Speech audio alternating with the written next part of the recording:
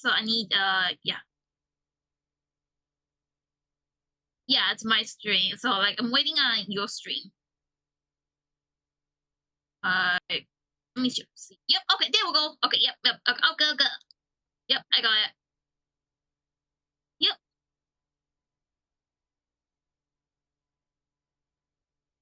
Yeah, that was a close one there. Anyway, hi chat, everyone. Hi, hello. Good evening. Hi, Tactical. Hi, Louis Handsome. Okay. Hello.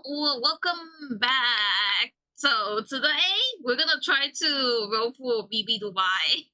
This is a gacha stream, and joining me is Kadra. Kat, would you like to introduce yourself?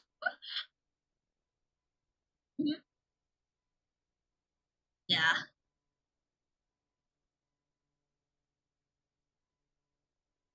Yeah, Saberface Gang. Yes, but my real target is BB Dubai, right?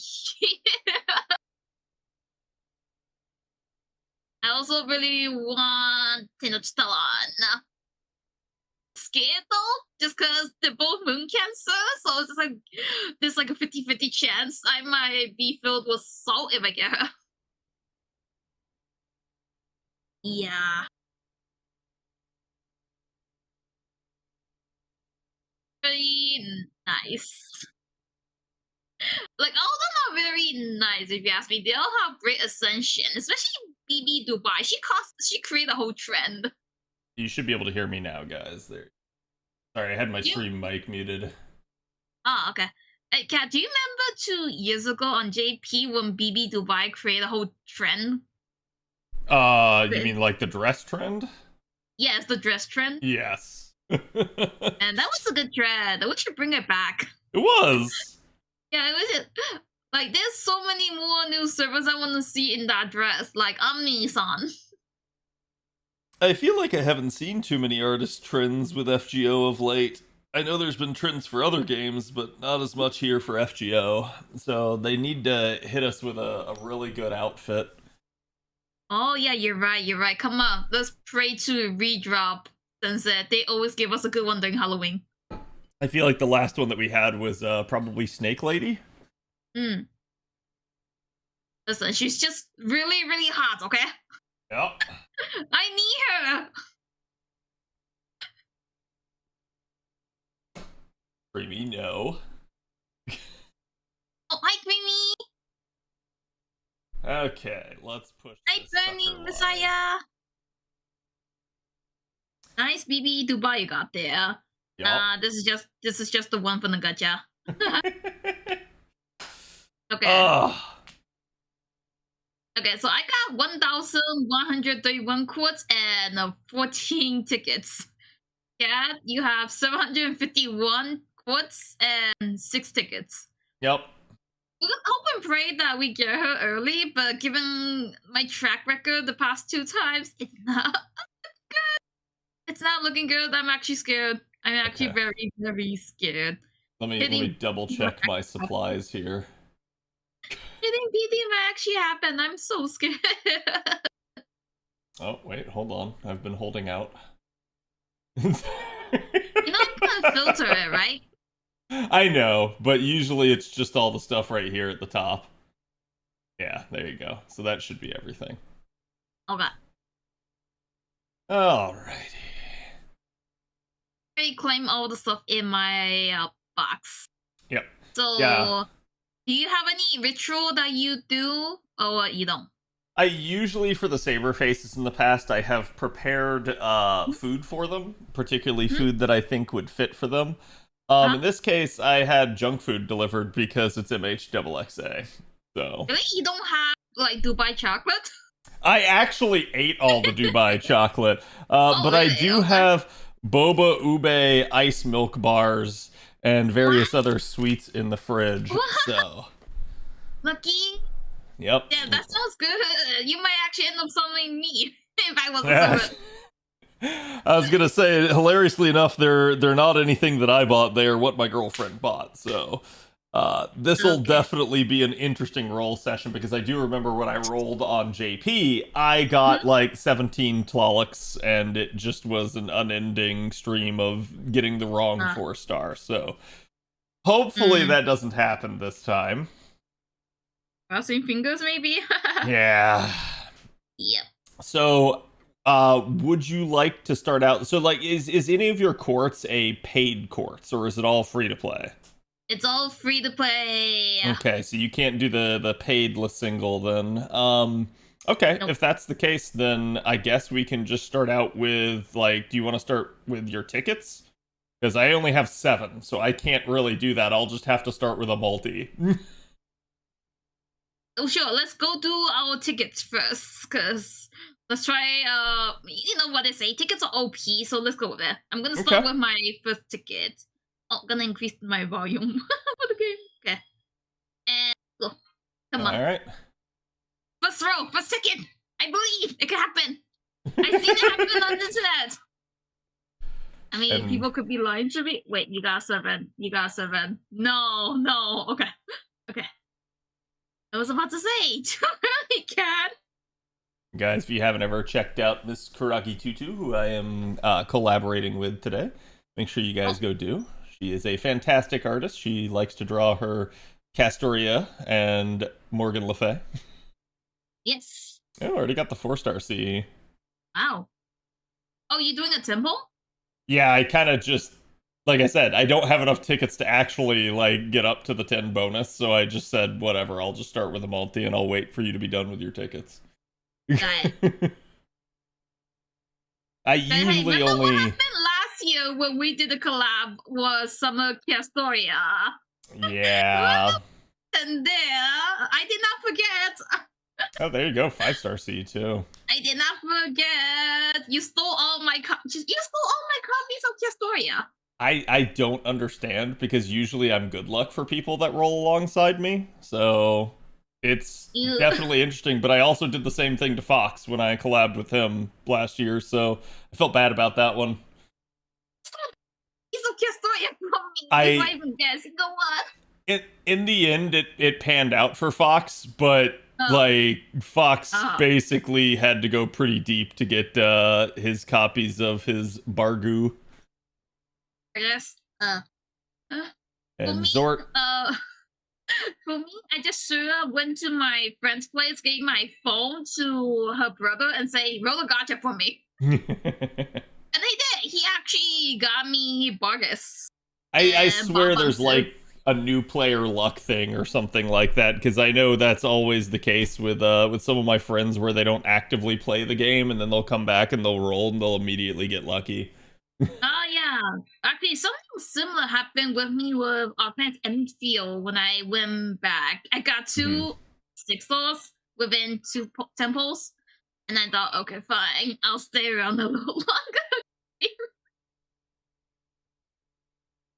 Back-to-back pity for both Summer Erish and Seal. Ugh. Stop it. No, Yeah, please that's don't. Please don't. If that actually happened, I'm gonna cry a river. Please don't jinx me, guys. I say something so scary. play Oh, nice and don't yeah. steal people's luck. Look, I don't normally people steal people's luck. Like I said, usually I get compliments in chat because they're like, "Oh my god, you're rolling and you're having such terrible luck," and meanwhile I'm getting everything that I wanted. Thanks, Cad. So it's very rare. I don't understand how I managed to. Maybe there's some like magical collab buff where I just happen to have a huge rate up when that happens.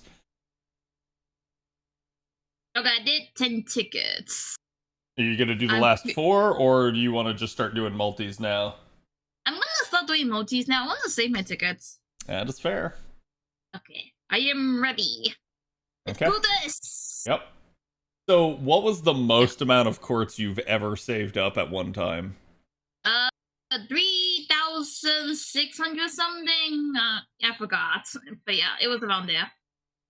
I don't think I've ever gotten that high. I think I've gotten, like, saved, I've gotten up to about 2,000. And that's usually because, like, that's after a glut where I had, like, a bunch. Like, let's say, like, they gave us a bunch for, like, anniversary or something, and I got lucky. Uh, And I had been saving up for, like, all of anniversary. So it's like, it usually takes them giving us a lot of quartz at one like fell swoop. Plus, I've been saving,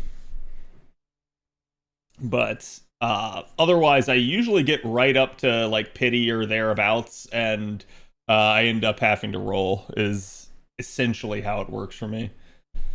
But the good news is, at least with the way the pity system works, then I don't, like, if I do spend money on the game, then I don't spend a whole lot, because I've always been a proponent of, like, only roll for, like, what I need, or now at this point in my account's history, what I want. I get you just like waifu over meta type of situation, which, yeah, it's a good mentality to have. Especially... Waifu over meta. Especially when you're like a veteran of the game, you've been playing for years, and really you probably already have enough units to fit into the meta anyways. So it just becomes a literal desire sensor at that point. Like, I know for sure next year there's a lot of servant that I want as well. This game's gonna run me dry. I'm scared for next year too. Especially considering I roll for all 3 5 stars for this summer. Oh. Wait, no, no way! Yes!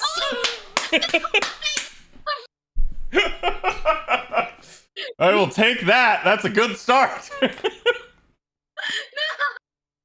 God, you can't be doing this to me. You stole another saber face from me. Oh, to be fair, historically, some of my best rolls have been double X. That's why I was like or sorry, not double X, but like just the X series in general, because I've always been a huge Star Wars fan. My desk mat, chat can't see it here, but my desk mat is literally a Star Wars desk mat. I have pretty much like 90% of the Star Wars games ever made sitting behind me. So it's always been a very obvious reference. You're confirmed to get her because you got a food and you got all the Star Wars merch. Okay, that checks out. You don't get another one. I was gonna say, that's why I was so surprised when it happened on JP, and I just kept getting Twalix instead, and I was like, what's going on? Why is this happening?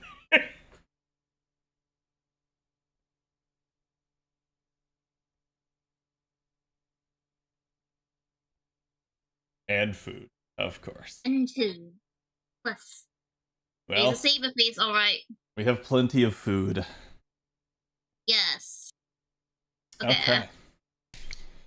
Please come to me. Come on, just give me one of the summer servants. I'm not even asking for BB Dubai. Yeah? Come on, I believe. Well, I'll be curious to see how many between the two of us, like BB Dubai's, actually show up. Like, how much points do you plan on throwing at the gacha?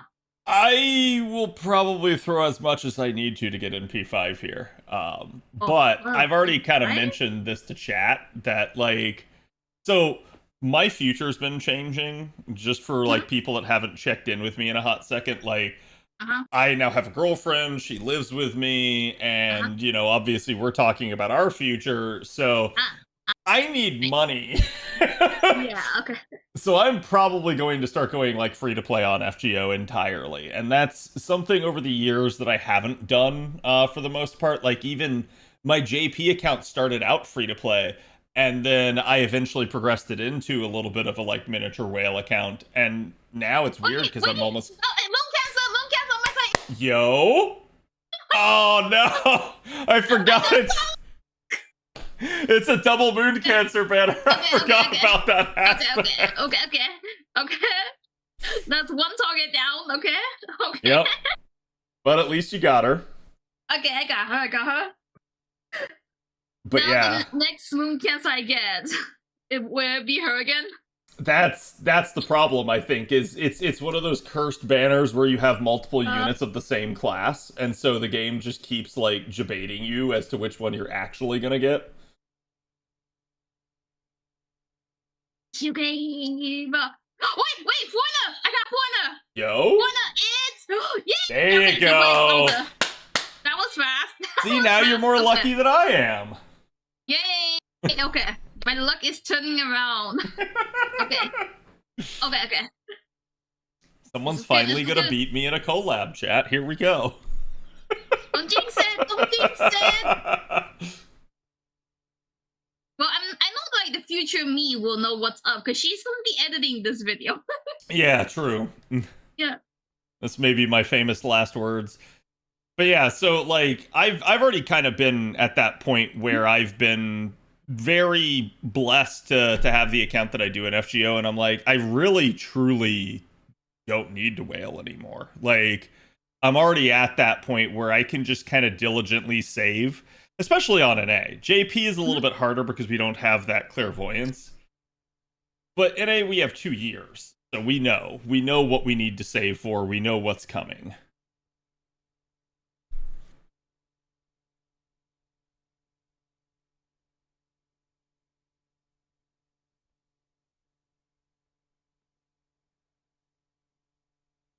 Yeah. Okay, welcome. That was actually a fast line from her, I felt like. I'm actually just kind of skipping to her dialogue. Yep. Okay. Also, I just want to say thank you to all the subs. Let me, okay, there we go. Let me take a picture of that one so I can post it there. Oh, welcome! Hey, my mod finally appeared. Okay. Hope and pray I don't get Helena, because that's my mod's favorite servant. Surprisingly, I've been playing on JP for like, what, 6-7 years now, and I still don't have Helena. Oh, really? Yeah, she's never spooked my JP account somehow. It's gotten to the point that I've actually considered taking her with like a 4-star ticket or something, and I always don't. I'm like, nah, she's permanent. She'll show up at some point. 7 years later, still no Helena. She's a very good unit, but to be fair, it's like it's not like she's a required unit. I can still play the game without her. She's waiver, kinda. Mm-hmm. Yeah, I was always surprised when they added her to the starter roles. I was like, holy crap, that was such a like gift to new players, because if you started with a Helena, you just had a free charger, plus you had the free SSR, so you could start with like waiver too, and then you just have like 70% charge right there at your fingertips. Yeah, funny enough, they removed her from the starter banner. I think they knew. Yeah, they removed her. I was like, oh man, oh well. Let's see, I've been playing JP for what? Ever since Merlin's banner came out. Like actual like release banner or a different one? Yeah, actual release banner. The very first Merlin banner. Yeah. You've been playing JP longer than I have, then. Yeah, because I've been playing FCO JP even before it got localized to NA. Oh wow. Yeah, that was. For NA FCO, I was a day one player. Never missed a single login until that Christmas event. Yeah, the long jaunta. Mm-hmm. I was gonna say our maintenance was so funny. I didn't get into like FGO until it came over to NA, because I had heard about it on the JP side, but I always assumed that because it was in Japanese, there would be no way to play. So I didn't really do too much digging on it, and at least the little bit of digging I did was just like, oh, you're gonna have to find some way to translate. And I was like, that seems stupid. So I didn't even realize there was like a whole community for it and everything until that point. Yeah, but FGO has like a very loyal community dedicated. Yep. And then I missed the actual. Yeah, this Charlie scene. Mm-hmm. It's a decent one. It's all attack at least. Uh-huh. But okay. You ready for another one? Yes. Yeah, so I actually missed the initial start of the NA server, at least by a couple of months, because I just didn't even realize it had an NA version. I somehow missed that announcement too, so I started about like, I think it was like October, or maybe September. The Halloween event or the Guda I started right before the Halloween event happened. So around the Guda event. Yeah, it's so funny because I was there for the Tamamo Apocalypse, which at least at the time I didn't really have any currency to roll, so it just was what it was. Yeah, the Tamamo Apocalypse was really funny. People were saving for her for like months, and then it happened. I was like, oh god. Yep. And it's so funny too because I still remember back then I just like could barely do anything, and I at least had the presence of mind in the Halloween event to like do enough to complete the welfare. And then from there I never missed anything else ever again. So it's like everything that I could have conceivably missed before that point was given to me at a later date because they re-added like the grails and stuff that were missed. So I never really actually missed out on anything. And same as you, it's like I've never missed a login on an A. I did miss one on accident on JP. I was super pissed about it. I did miss a couple after the Santa event. I was like, you know what? Missing a day or two is not the end of the world. Oh, so speaking of the Santa event, how do you feel about the upcoming one on NA this year with the like we're gonna have Christmas Lotto into the Arcuid raids? Let's see. I actually look forward to the Aqua raid. I'm looking forward to it too. I just hope that they make the times at a better time for NA. Cause yeah, I feel like they give us a little more time for it. It's like just 1 or 2 more days. I'm not asking for a week. I'm just like, give me 2 days. It'll suit them. It'd be nice. Ugh. The rails. Where did the servants go? Right? Yeah, where did the servants go? It just is what it is. Sometimes the 4-star rate's garbage. And that's always what's like so surprising to me. It's bad enough that we don't have like a true like pity mechanism for 4 stars, but at least if they would like have the rates actually behave themselves, we'd be fine. It's just sometimes like you'll have like a double split or even a triple split banner with like 4 stars, and you won't even see a 4-star, and you're like, how is this supposed to work in my favor? And then you see one, and out of all things, it's a spook. Stop! No!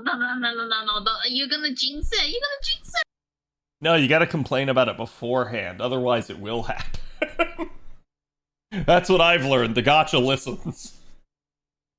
Okay. Then stupid gacha. Where's my BB to buy?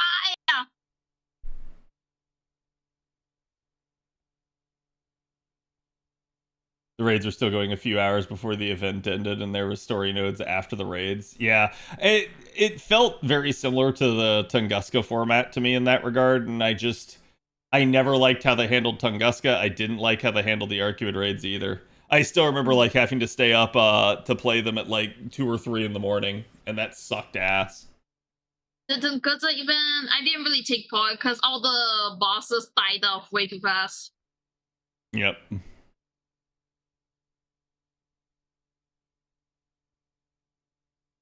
Yeah, NA did get the Storm Pod adjustment, which I'm super happy about.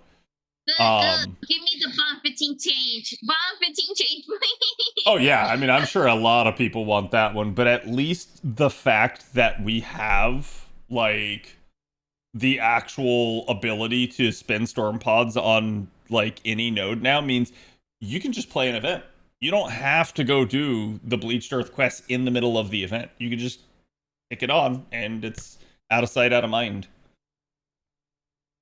So that's good for super efficient people like me.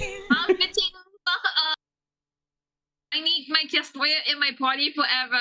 She's bomb already. Can you believe that? Oh, yeah, I know somebody that basically bond 15'd their Castoria in like the first like 2 months. Like they were just grinding like crazy because they were relatively new to the game. And it was like, holy crap. How many temple does this make? Are we like 5th temple already? Yes. I think. Oh dear. 5th temple, 150 quartz, nothing yet. Oh dear. Yep, neither of us has seen the SSR. No SSR, no spook. And we only have 3 SRs between us, so this is not the most exciting roll session at this point. It's not looking good.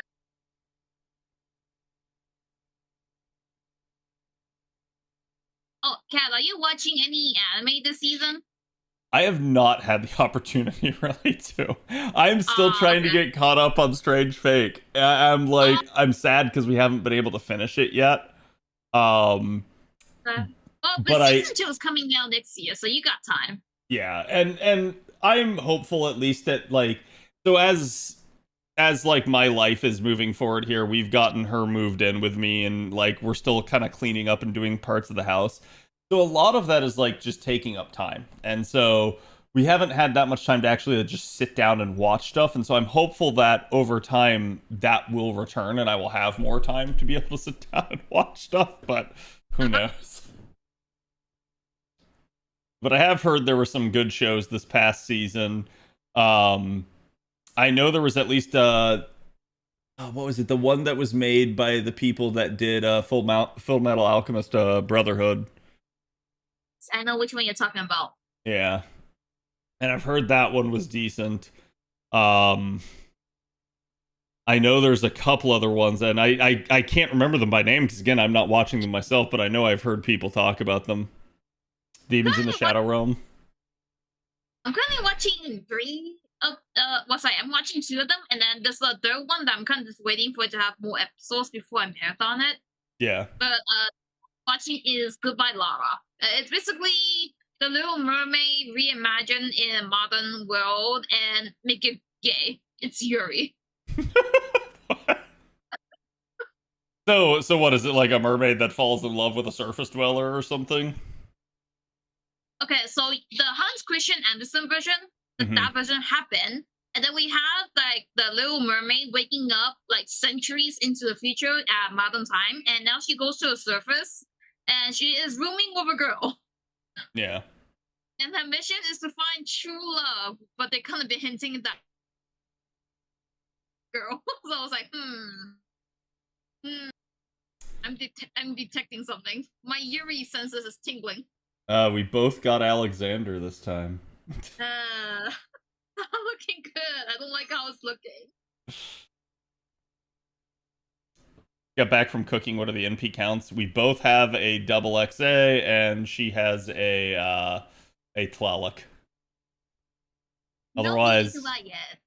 Yeah, I was gonna say otherwise nothing eventful whatsoever. Nothing eventful, which is sad. Come on, where's the gold spark? What spill? We just like seas after seas after seas. This is sad. This is really sad.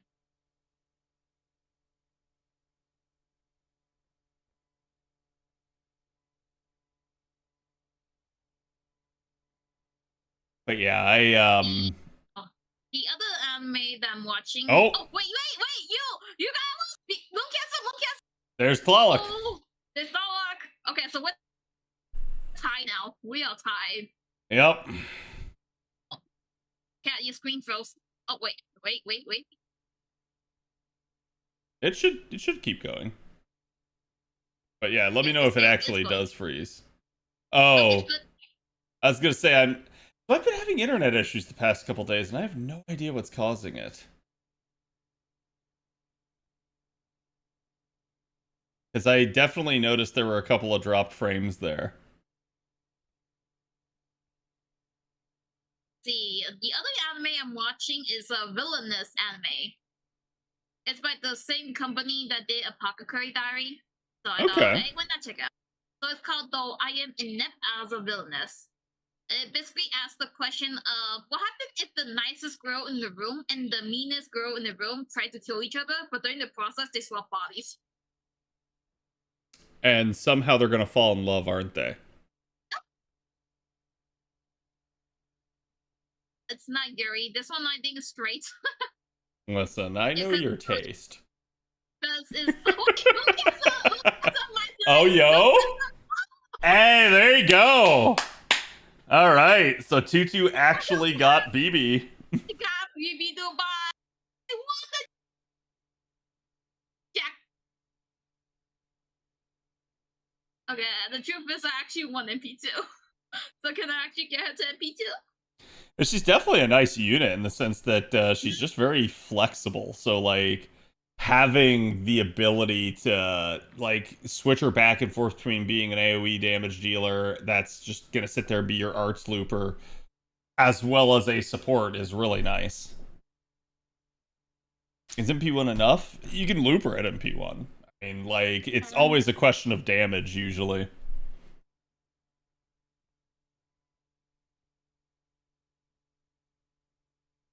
Ew. That's all good, Nico. Wow, okay, I think I got her within 200. Wait, how many plus was that? I don't know. I don't know if anyone's been keeping track. I've had a hard time myself. Because I think that was at least 200 and 40 quarts for me, maybe?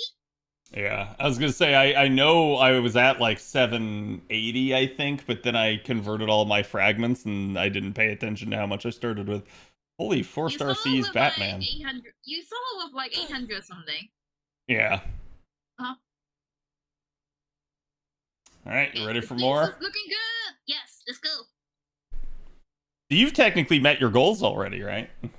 Yes, but I'm hoping I can get like, at least MP2 BB Dubai. Yeah, things aren't looking good for me. If I want to make it to NP5 XXA before I run out of quartz, I need 4 stars to start showing up in a hurry. I believe it's all gonna happen within a single temple. I believe it can happen. Yeah. I mean, the odds are low, but it can happen. It's 70% charge, but it is self-charge. Yeah, so back to the villainous anime. It's actually ancient China concubine war, hence why like I was interested because you know, Apothecary Diary. I was very invested. I was very invested in Apothecary Diary, so I was like, maybe this one will give me like a similar vibe. Well, I guess it ultimately boils down to who the author was. So if it was the same author, sure, but if it wasn't, then it's not. But like 3 episodes in, I'm enjoying it, so it's like, okay, why not? Yeah.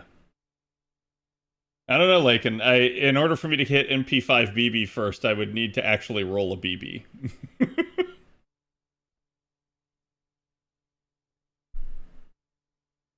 So that sort of thing is just going to be a very chance-based thing, and I doubt my 5-star luck is going to be that high, because I did have at least decent luck with Seal on the prior banner, and really with the anniversary banner as well.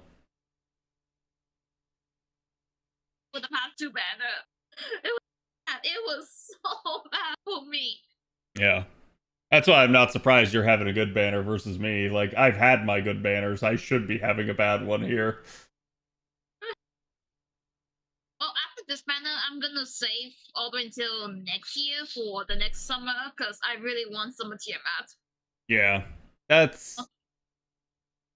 Summer Tiamat will be definitely a big one, especially for anybody that's been using, like, the quick setups and stuff, or has wanted other options so that they can.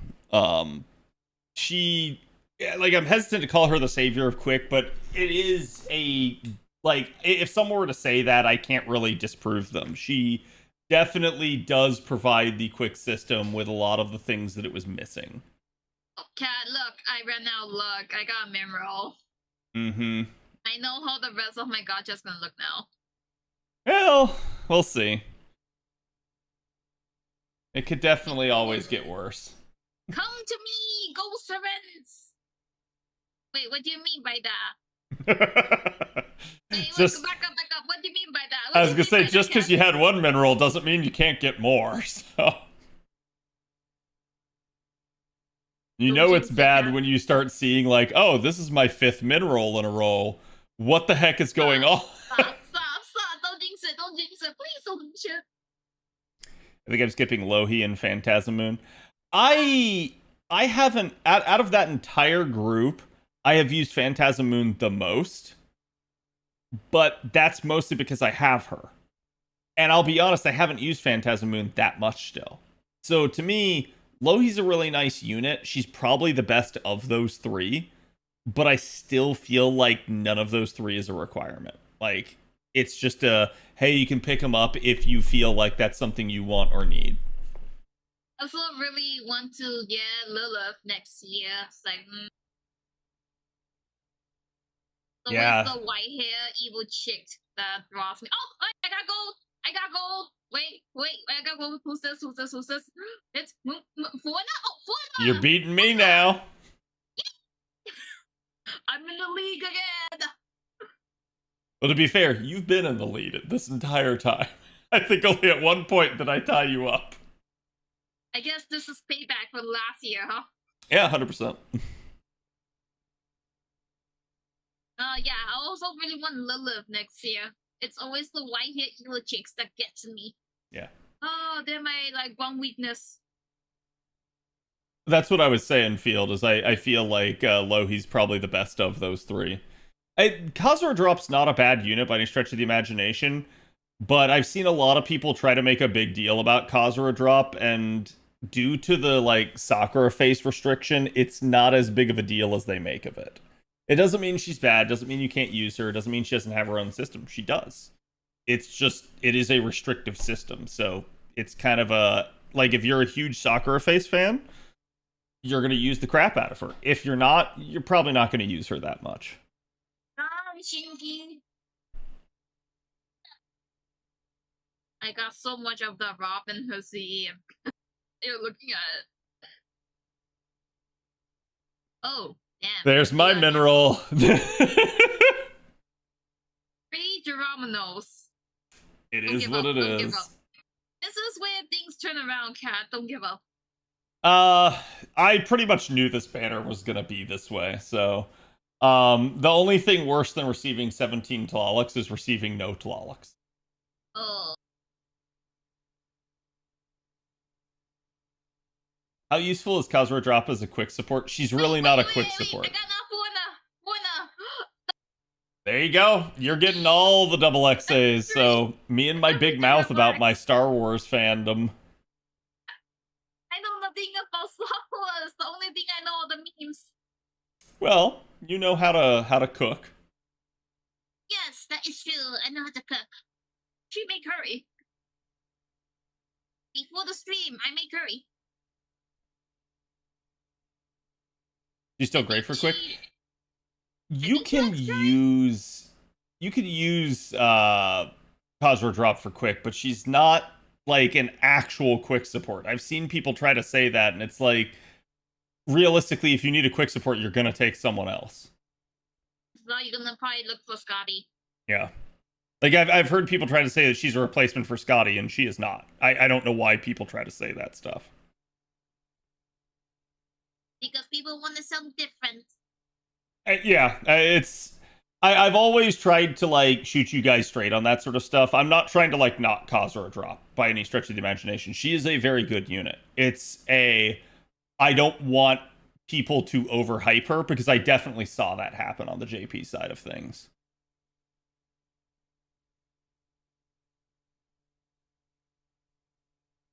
Gotta get one here. Nice, Zev. Do you think we'll see more advanced quests anytime soon? No. The reason for that is because I believe the advanced quests take a lot of developer resources to make.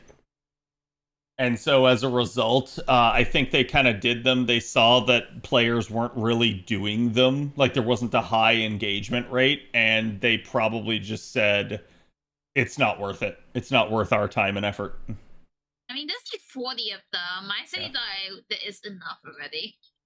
I'll never say never, but I think it's going to be one of those things where if they do give it to us, they're going to give it to us very slowly, like one set of them a year or something like that.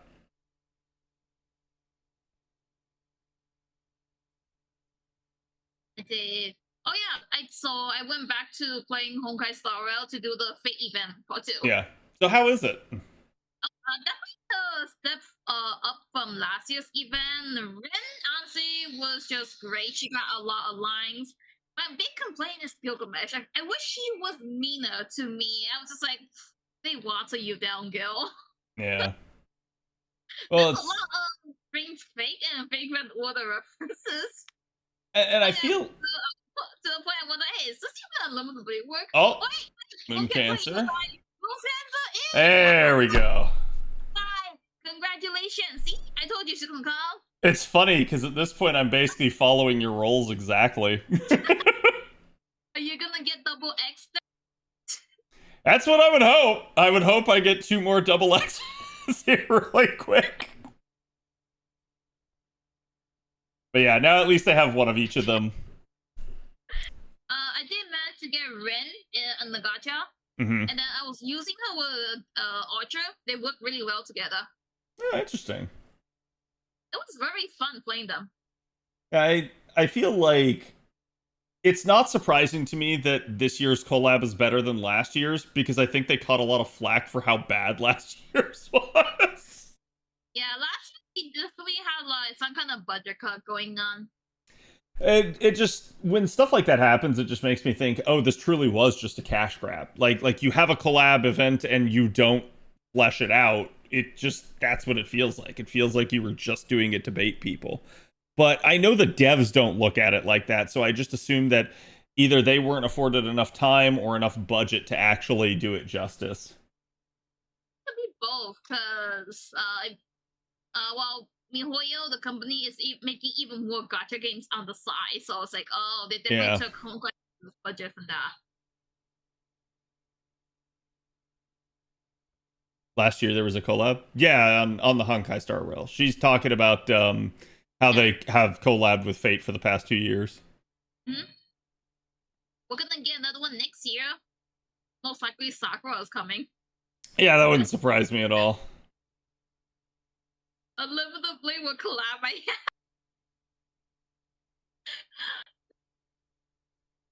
What the collab at this point? I wouldn't be surprised if they like actually added in Kama instead of Sakura. I wouldn't be surprised by that either. They just given the fact that Redrop loves to draw size Kama with one of the Honkai Star Rail characters. It's like, Redrop, do you know something that we don't? Mm-hmm. Alright, you ready for another? Yes.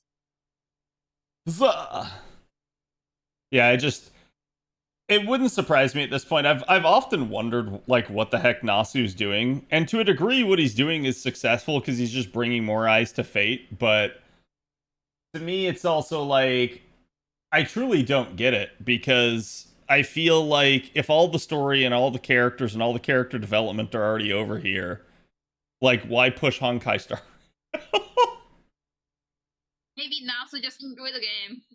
And he's said as much before. It's always been a like odd thing to me where at first I really questioned it, and then the first collab came out and it was kind of a train wreck on the Star Rail side. So I was like, wait, maybe he's kind of a genius because in him doing this, all he's doing is putting more eyes on Fate for basically no cause. Because still, like I know back then Honkai Star Rail was really suffering from a lot of like drama and issues, so it's one of those deals of like it felt like the collab, even though it wasn't that great, was still like the best thing that Star Rail had to offer.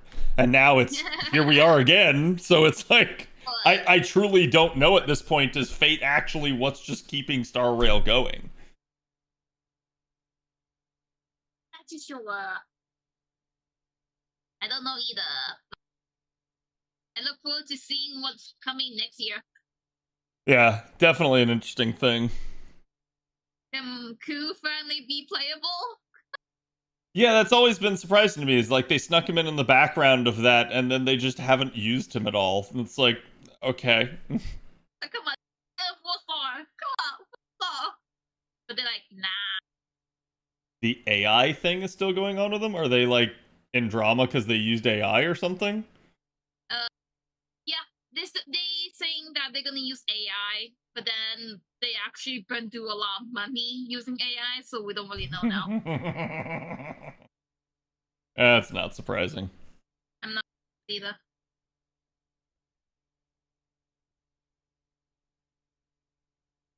Some people like me that only come back for the Fate collab, so I'm sure it's a thing for some segment of the HSR player base. Well, that's kind of what I've heard from other people too, is like basically when the Fate collab happened, it actually kind of saved Star Rail because a lot of people were already like just thinking of quitting. So it's kind of insane that like, if anything, it's like we're propping up one of our competitors right now. I'm back to a mirror roll. Yep. I'm back to a mirror roll. How can you get any spoofs? Not even like a random story banner servant. Oh, we got the same thing, the same Yep. city.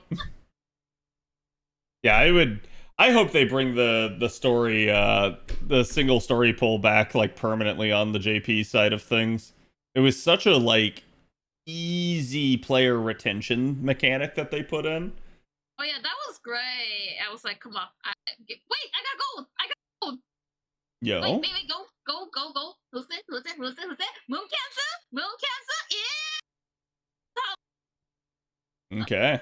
Okay. So you're what, Another 3 copies of Double XA and 2 of Tlaloc? Yes, and 1 BB Dubai. Hello, Kimba.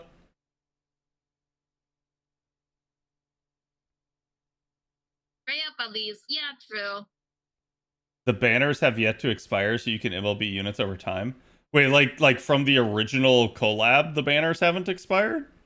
Yeah, the Saber and Ultra banner is still there. There's no expiration date. Did like Type Moon just fuck up and not put a like timed exclusivity on their stuff? I don't know. Although so far, there is no expiration date, so I think that's a good thing. I'm willing to bet Type Moon gets a cut. So like, yeah, why let it expire? Sure, run my unit the whole time. I'll get all the money.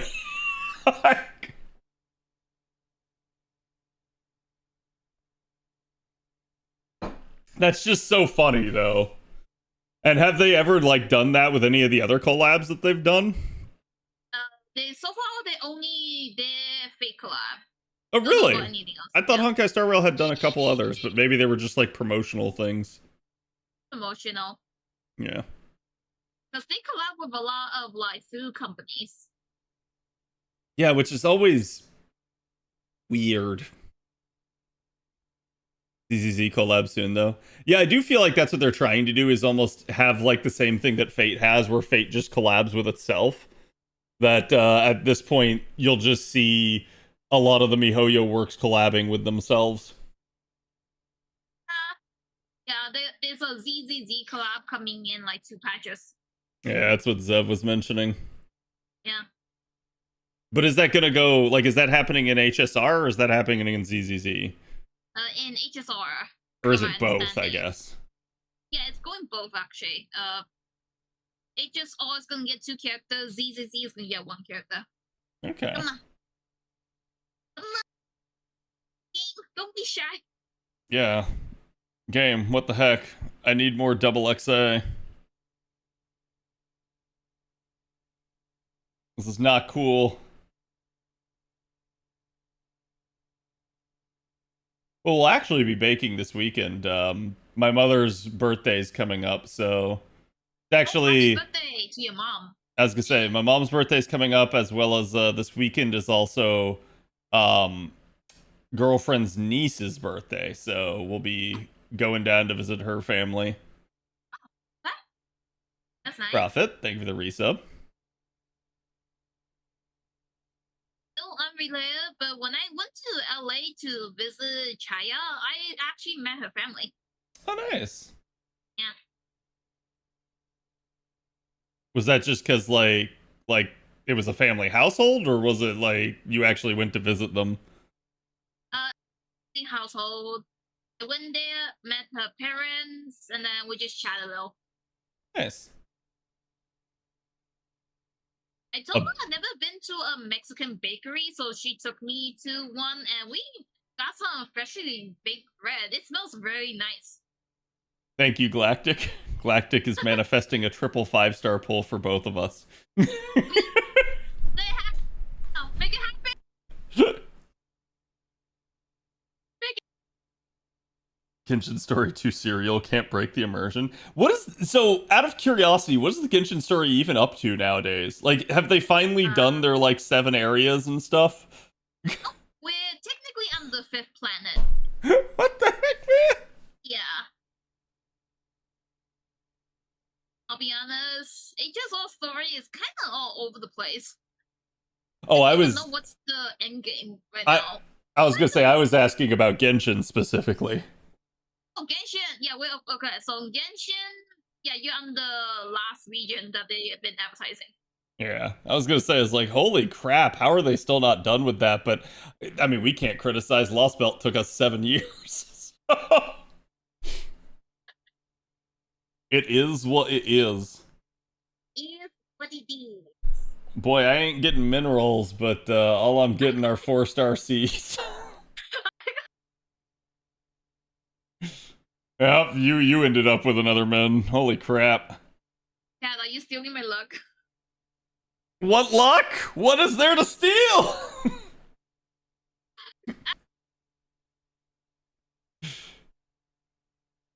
If anything, I'm getting the scraps.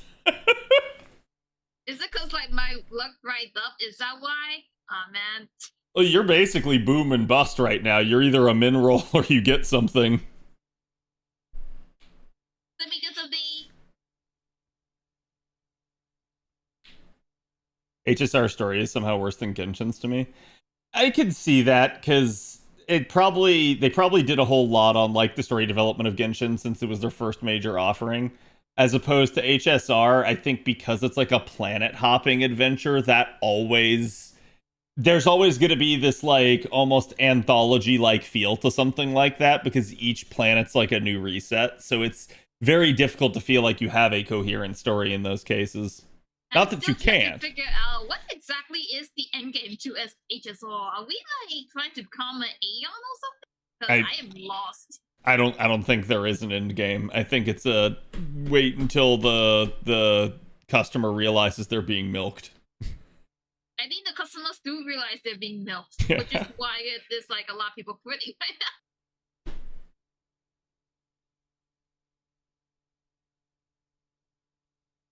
But yeah, I feel like at least on the Genshin side of things, I haven't heard anything in a long time. The last thing I remember coming out was that water area, and since then I just haven't seen anything. I think you missed out the whole boycott Genshin drama. That was. Oh, I mean, like that's been going on, but I've just always assumed that stuff's like, okay. Let me state this. I understand wanting to boycott something, and I'm speaking generally here, not even just at like the Genshin drama, right? I can completely understand wanting to boycott something and putting your money where your mouth is, like voting with your wallet, right? Boycotting it. But you can't say we're boycotting it, but still gonna play it.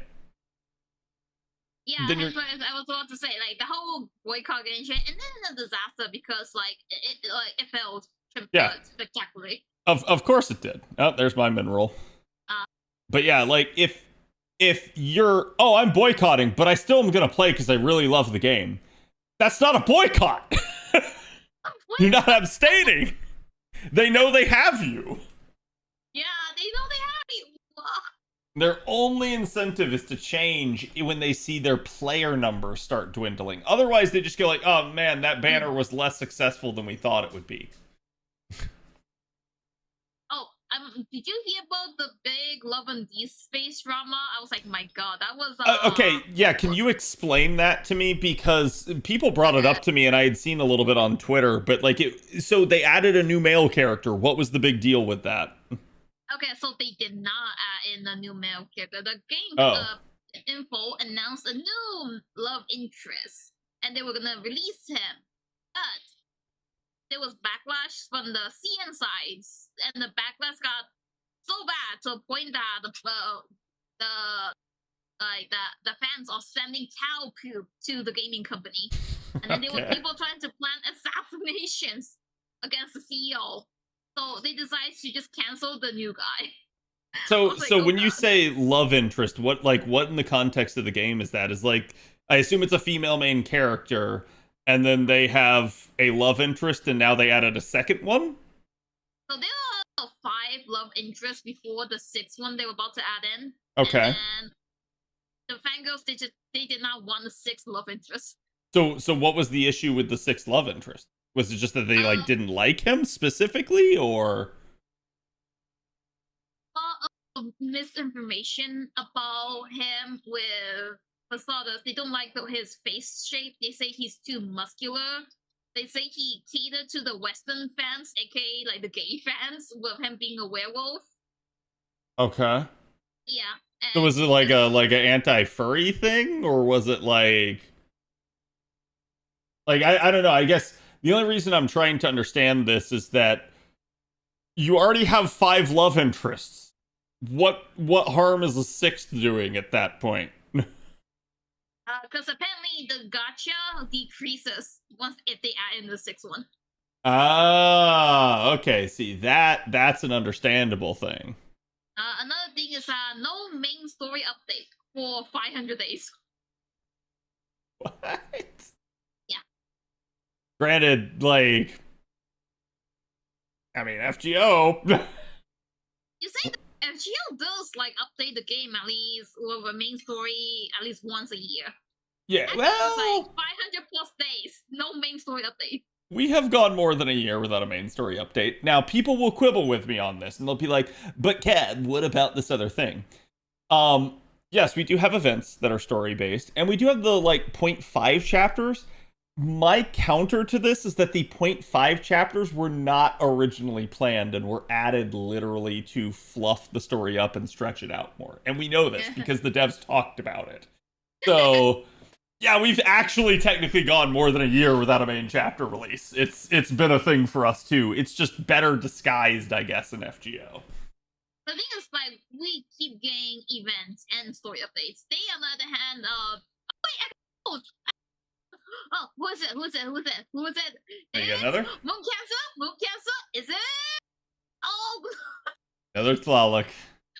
Oh, yeah, okay. Like, at least you're getting servants. I'm getting servants. Yeah. I'm over here with Shufu, and it's not even the summer Shufu. Did you manage to get the summer Shufu? I managed yes. to get at least one copy. Diversified dialogue, depending on if you're playing a male or a female master. You do, kind of, but it's very small and contextual. Morgan is nicer to me if I'm female, so I'm just gonna take that as she prefer me being female. Interesting. Castoria, though, she blushes way more if you're male, so I'm just gonna take it as she likes you as a man. Like,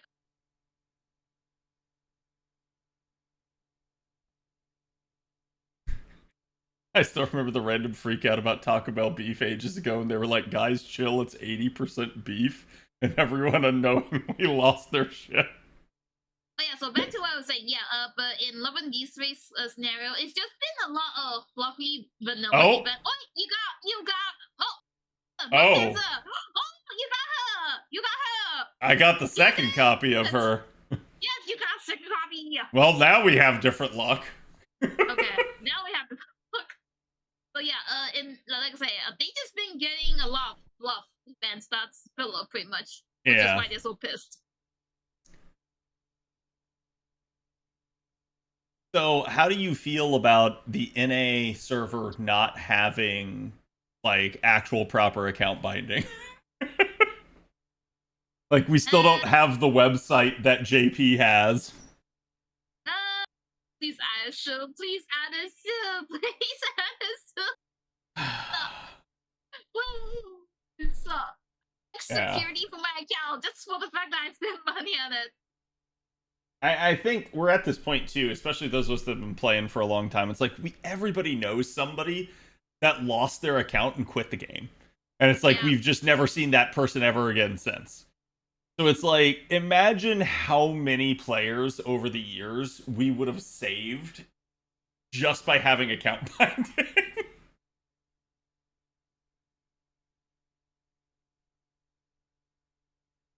Yeah, I posted about the Stormpod update on Twitter.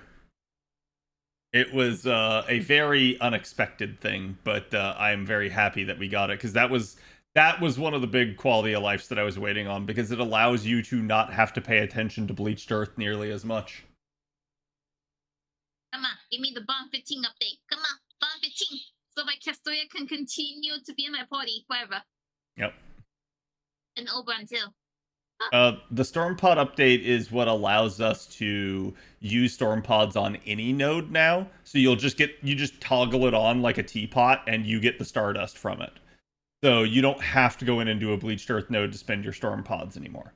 It means like during events and stuff, you can just do the event, which is very nice. Unrelated, but do you remember last year how I mentioned I got my friend hooked onto FGO? Mm-hmm.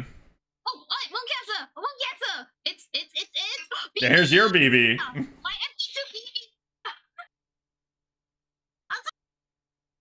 And you have tied me again. How many Talok? I think I got 3, and Cat, how many Taloks did you get? I only have one of each of the 4-stars still. Don't worry, I'm sure you can get more. So remember how I told you I got a friend into Vagrant Order? Yeah, I think I might have created a monster. She really likes Oberon to an insane degree now.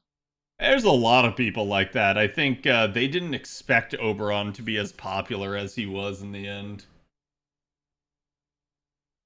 Yeah, she really likes Oberon. She keeps on buying Oberon merch at this point, and her collection is insane.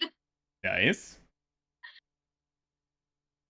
Yeah, I even pre-ordered the Oberon Android that came out with. I was like, chill.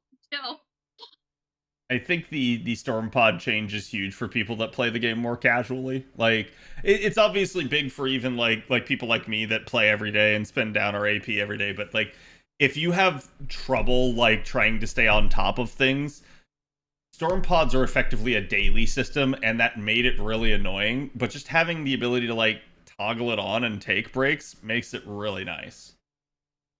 I got tired doing Bleachers. Yeah. I think God, they made that. From talking to people on the JP side of things, especially before this update ever happened on JP's end, there were a ton of people that just weren't spending their storm pods. They just said, fuck it, this is too annoying, I'm not dealing with it. And they ignored the restriction. So that's why I think the devs just put a toggle back in, as they realized the storm pods weren't working as a retention mechanic.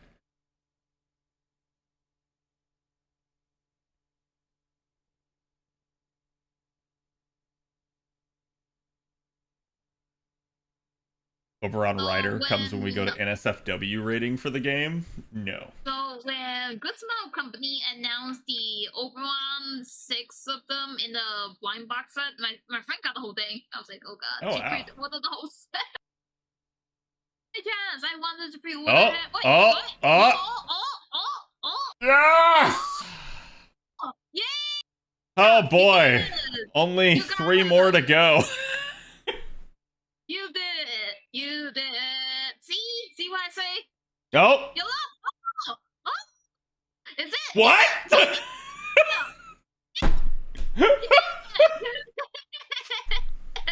You're starting to turn around. Oh, I love how I have more copies of the 5-star than I do the 4-star that I want.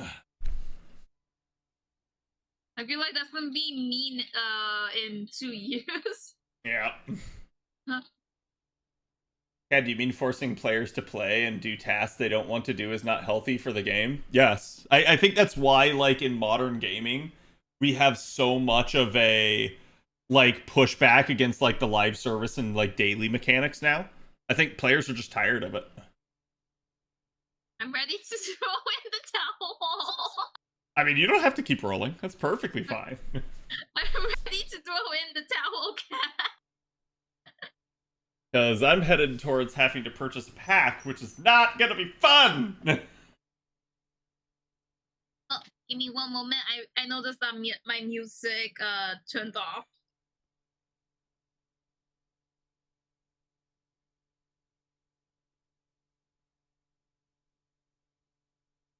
Happened to be with Izo. I only wanted Izo and got Ryomo before Izo. God damn. And that's a 3-star, too. Alright, let me see how many summer summons I got. Yeah. I remember when Rivals switched all their daily tasks to weekly. Yes, I actually quit Rivals because of the daily tasks, and I just didn't want to have to play the game every day. And then when I came back to it after a break, I was like, oh, I don't have to do this, and I can push this off? Hell yeah. Okay, so this is what I got. 2 BB Dubai, 3 Talox, and 3 XX Alta. Yay! Mhm. I said I did pretty good. You did. Yay! I did pretty So good. how much total quartz did you spend then? Total probably around. Wait, I was sort of at 1,000. Wait, 1,100 something. So Mhm. I'm at six. No, I'm at 500. So like roughly 600. Yeah. Yeah, this is actually really good. Yeah, I mean, 2 SSRs and 600 is great. So like you're pretty much right on average, if not a little bit better than average with that. So getting at least a couple of the 4 stars, I think. Let's see. So you had what? 3 of each of the 4 stars? Yep. Yeah, then you're actually right on average because it's about a 4 star every 100 quartz. So essentially, you could expect that after 600 quartz, you should have 6 copies. So you had very decent rolls. Whereas mine, I don't know what the fuck's going on. Wait, before I accidentally burn, I need to check how many copies of that saber guy do I got? The saber guy? Oh, Theseus? Yeah, Theseus. Okay, Theseus is 75. Okay. Last time I accidentally burned my Theseus when I really needed him. Mm-hmm. Oh, that's not good. Thank you all for the visit. Unfortunately, you guys are all MP5. Yeah, one of the first things I always do is I try to make sure whenever there's a new unit that I lock them, combine them, and get them to NP5 as fast as possible.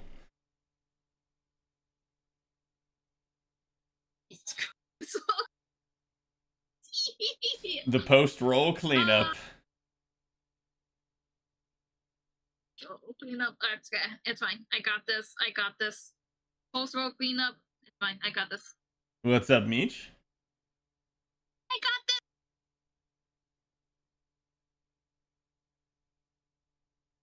Dailies easily feel like a chore. Yeah. Great. I got the just five enough for limit break. 5 copies of the Charlie one. Oh, nice. I think at least I feel like I've only seen like 2 or 3 of them go by on my end, but I don't know that I've been actively paying attention. Yeah, I don't think you were paying attention.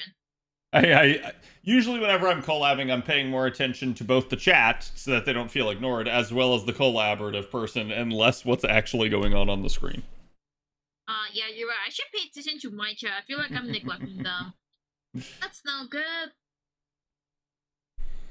Yeah, do you guys feel neglected? Blink twice.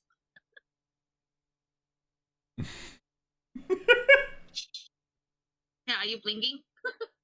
Yes. Okay. Oh! You got her! You got her! Hey, 2 more! MP3! Oh! Dude, back-to-back golds is getting kind of crazy. Back-to-back yes! gold. Yes! Yes! One more! Come on! Yes! Okay, your luck is turning around. Holy crap! This is where you shine. Wait, what I've been like sucking away your luck. Maybe that's why I did so good. I was sucking away your luck. This is where the Tlaloc begins, though. This is where now I start just seeing constant Tlalocs. I have 16 more to go until I get my next MHXXA.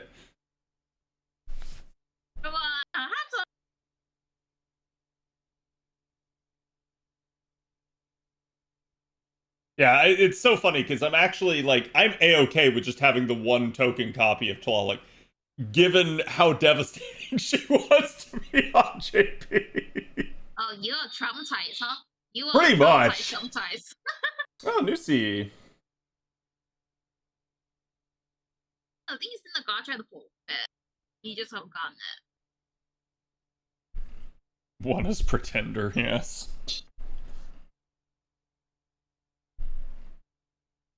Will I continue OC2 after the rolls? We actually have to start OC3 because there is a mission right now for advancement of OC3 that expires at the end of the week. And I would rather don't do it. you just lose out on the rewards, but it's like I'd rather make sure that I complete the missions. You don't have to have OC3 done. You just have to advance in the story some. I think it's like 2 or 3 nodes or something. Yeah, I need to do that. I need my quartz, especially after I spend them all. Yeah. Clearing like the first section clears that, I think. Yep. Please understand, Juju is a very broke jellyfish. Oh, what? Wait, Moon Castle? Is this it? Is this? Oh! BB! Another. This is the. What? What? What is with the double gold? Is this be the one? Oh. Okay. Please! Damn, Cat, you're getting the double smooths. Like, it's actually terrifying that they're just clumping like that, and you're not expecting it. It's not good for my horse. Yeah, BB caught back up to double XA. This is crazy, though, because I ended up with NP3 BB on JP due to the same reasons. And now I have NP4 at least here, so it's just like, what the heck, man? Okay, we got 5 more pulls until I'm out of my quartz. I believe it's gonna happen. It's gonna happen, giving you luck. Yeah, I hope to at least save a little bit of paid quartz for like GSSRs and stuff in the future. Like, if I have to, I can buy a pack every now and then. I don't want to like spend money whaling an FGO. At least, and it's no like judgment on the game. It's literally my life situation. For me, I stopped spending once COVID hit. It's just one of those, sacrifices gotta be made. It's so funny seeing chat like basically vie for different things where they're like, oh, he's gonna get the double XA. No, he just needs one more BP.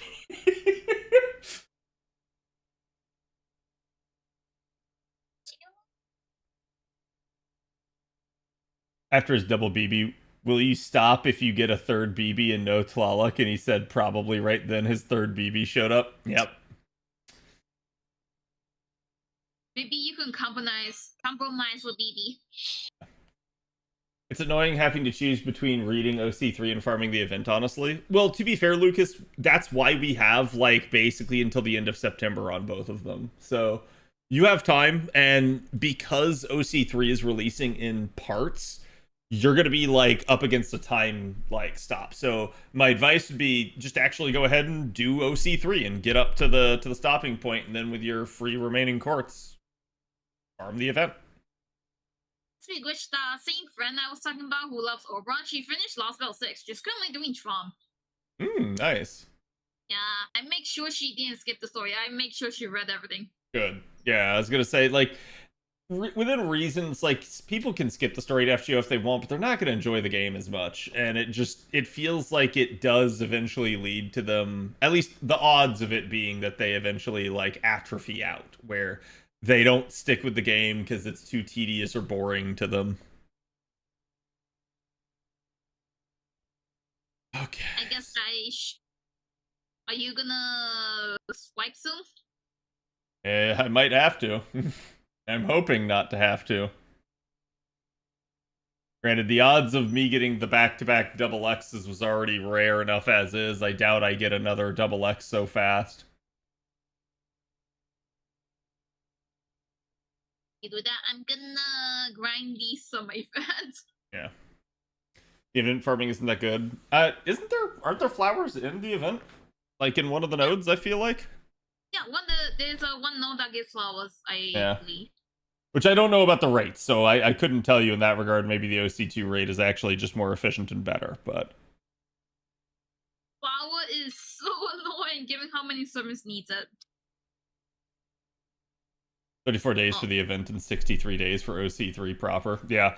That's why, like, people keep asking me if I'm going to do OC2 or OC3, and I'm like, I'm not done with OC2, so I'm going to do OC2. Why? Because I have 2 months to complete OC3. I'm gonna just stop bond farming my girls.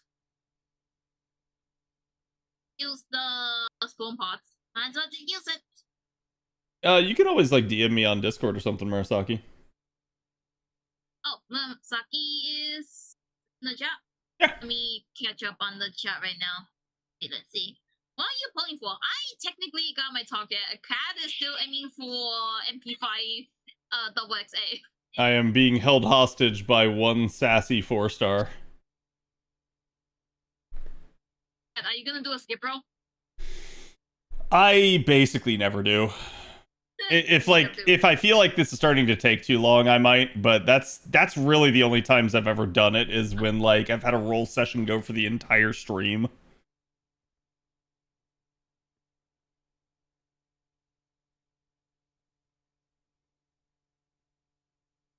Skip gang? Nah. No. Skip gang is massive. Oh, what? Wait, Moon Cancer? It. Oh. Ooh, Talok. He's coming to haunt you now. See, I'm kind of worried. Like, I don't want the 5th copy of BB. At least not yet. Like, not until I get the double XA. Like, then if it comes in that same role, I don't care, right? But otherwise, if I get the 5th copy, then it's like, what do I do? Like, I still have to keep going, yeah. I'm gonna get you Uso or something. I don't need more Usos.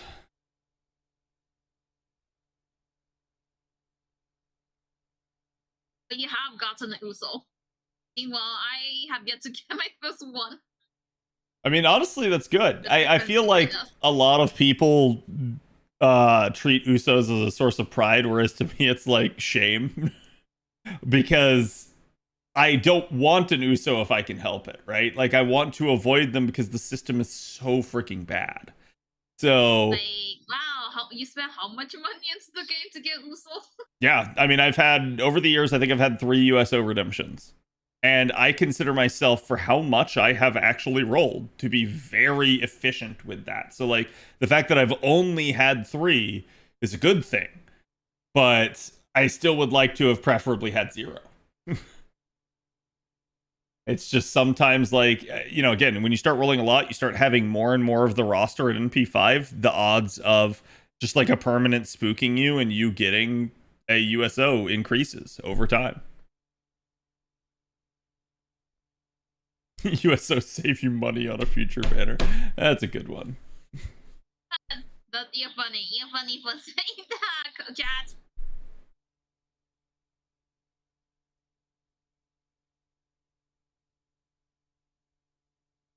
I've not rolled GSSRs if there was even a chance at a USO.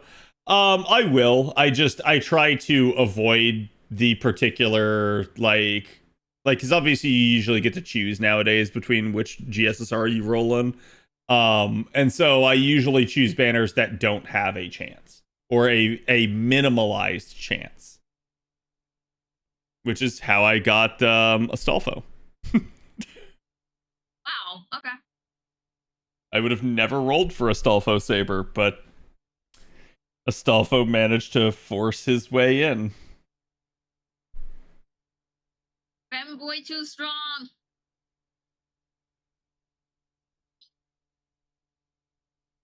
I started Monka Wing every time I saw Gold Saber in the rolls. Yeah.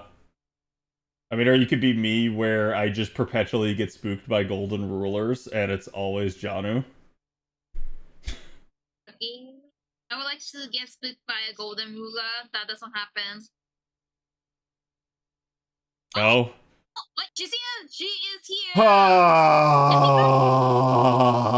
Congratulations, Cat! She's MP5! Alright, now with a skip. Okay, you skip it? I skipped the rest, yeah. Okay. See, chat, look what your skip got me. It got me a Shinji. And cursed. with 30 quarts to spare. So I had one more roll. Oh, thank God. Get her. You are gonna get her. No, no. I know there's some people who are like, Cat, it's just 30 quarts. Just throw it in. No, no. I'm holding on to that 30 quarts. No. Give it. We're not doing it. Yeah. Here's what they want. Wait. Oh. Okay, that's weird. I guess they made the Noble Phantasm adjustment as well. I didn't pick up on that. Oh, okay, you might want to lock on them. I will. Trust me, I will never, like, delete anything until I'm sure. I think, like, twice ever in my account's histories have I ever done that. Okay, I love how I say this, and now, like, it's gone somewhere. We're gonna filter this just so I can't do it. It happened to an Emiya one time, which I kind of pseudo did on purpose, and I regret that I did it. And then it happened to a Gawain on JP on accident. And I have no idea how the Gawain one even happened. It's Gawain, he deserves it. The coins? Nah, chat. Again, allow me to explain. You can now shift your appends without cost, so coins don't fucking matter anymore. Like, there's no more of this rolling NP6 stuff. It's just a waste of money. Don't do it. It's not worth it. Oh, okay. So that was the moon cancers. It really is. But even that's a bad flex, just like Usos. Yeah. Like, again, if someone's like, "Oh man, I've gotten so many USO conversions," I'm be like, "Good for you." Like, I regret that I've done it 3 times. Good for you, buddy. I don't know if you want to brag about stuff like that. I will not. I certainly will not brag about that. Yep. I think that's it. I think that's all the servants that we managed to get. Because I don't think neither of us got spooked by non-banner servants, right? Yeah, that's actually kind of crazy. I don't think either of us got a spook. So, feels good. Good. Time to burn them all. And I do still lay eyes on it as I'm burning it, just to make sure.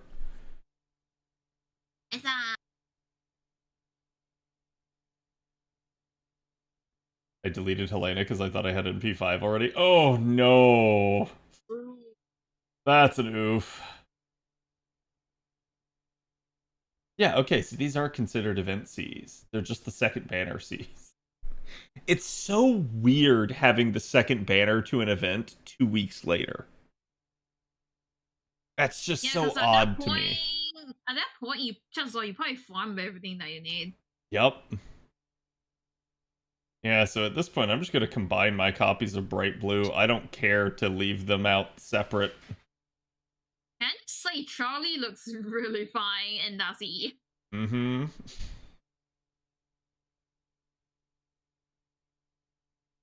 Okay, that one's done. Let's go do the forest. Oh, God. Oh, God, that is a lot. Yes. Yes, it is. Wow. I don't even want to think about the resource. Actually, what's the effect of the C? NP charged by 1 level when using an NP, and NP strength, and NP gain. It's actually not terrible, but there are so many better overcharge Cs, so... Yep, like demonic Bodhisattva. Mm-hmm. Just slap down Kestori and just call it a day.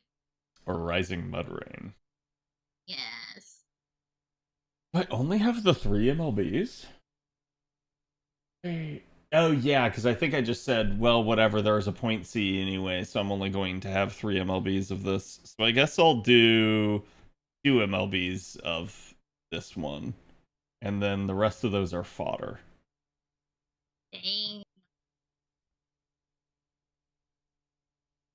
the 3-star. Similar deal here. I don't know what the effect of this is. 1% each turn and NP gain and NP strength. So it's basically the same as the as the other one. As the 4-star one was. Looking into the event items, let me see. What do I need? I definitely need the save piece. How? There's They no give her the caster 3 piece. years? No 3 piece. That. Yeah, I already have 5 of that, so the rest of that's all fodder. Okay, time to combine. No mercy.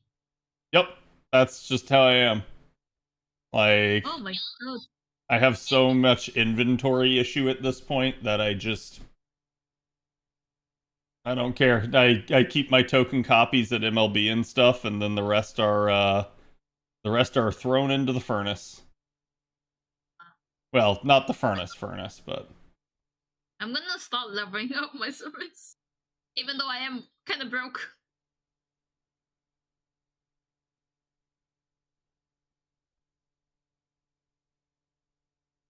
what did you end up using all of your stuff on? I was trying to get Bob on serves to level 120. Ooh, yeah. Yeah, like I was farming like crazy when I was at the airport at LA, just waiting for my plane. I was there for at least 6 hours, so during that time I was just farming EXP nonstop. Oof. Yeah, I got her to 120 at least. Was that during anniversary here, or was that at a different time? Anniversary, yeah, the half AP. So I was just like, alright, need to lock in. Yeah, I wish I had had more time to farm them, but that was one of the best times to actually just level someone up because you had the 4-time rate there. Yep. I locked in and I'm just like, alright, chugged apples. Alright, got my farming team ready. Let's do this. And she is currently sitting at Von 10 level 120. Nice. She is gonna be my Grand Watcher. I feel like that's newer, and I don't have MLB of that yet. Boom. Bow and Ishtar to 120, nice.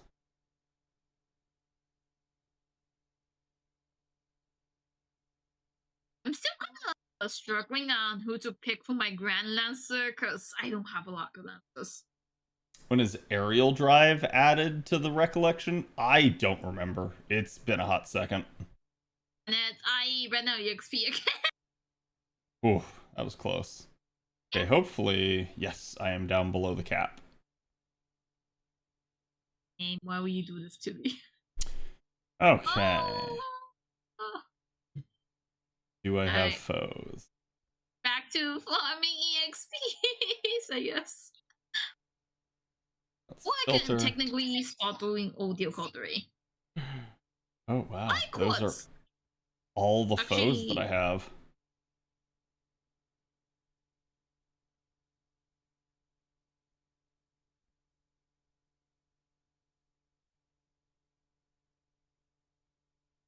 Wow, look at you and your foes.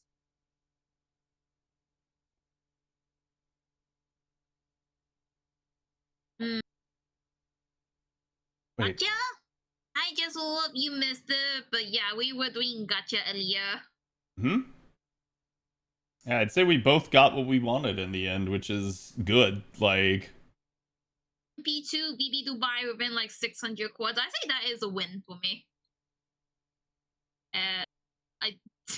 I was just low-key sucking away Cat's luck. It is funny that like you finished yours and then all of a sudden my luck turned around. I don't know how that is, but it is. Yeah, I think it's something similar happened with MP. Like he ran out of quartz, and then after he ran out of quartz and stopped rolling, I just got really good rolls. Do I have a current in progress project to 1,000? Or sorry, 2,000. Let's see. Enhance. That's class filtered, isn't it? Oh, they're great. Let's do this. Let's farm some EXP. Oh, I'm just at the bottom. Why am I at the bottom? Why is this descending? I want MHXXA, but I got BB and Tenochi. Hey, you got BB and Tenochi. Why are you complaining? Exactly. You got a 5-star Alda.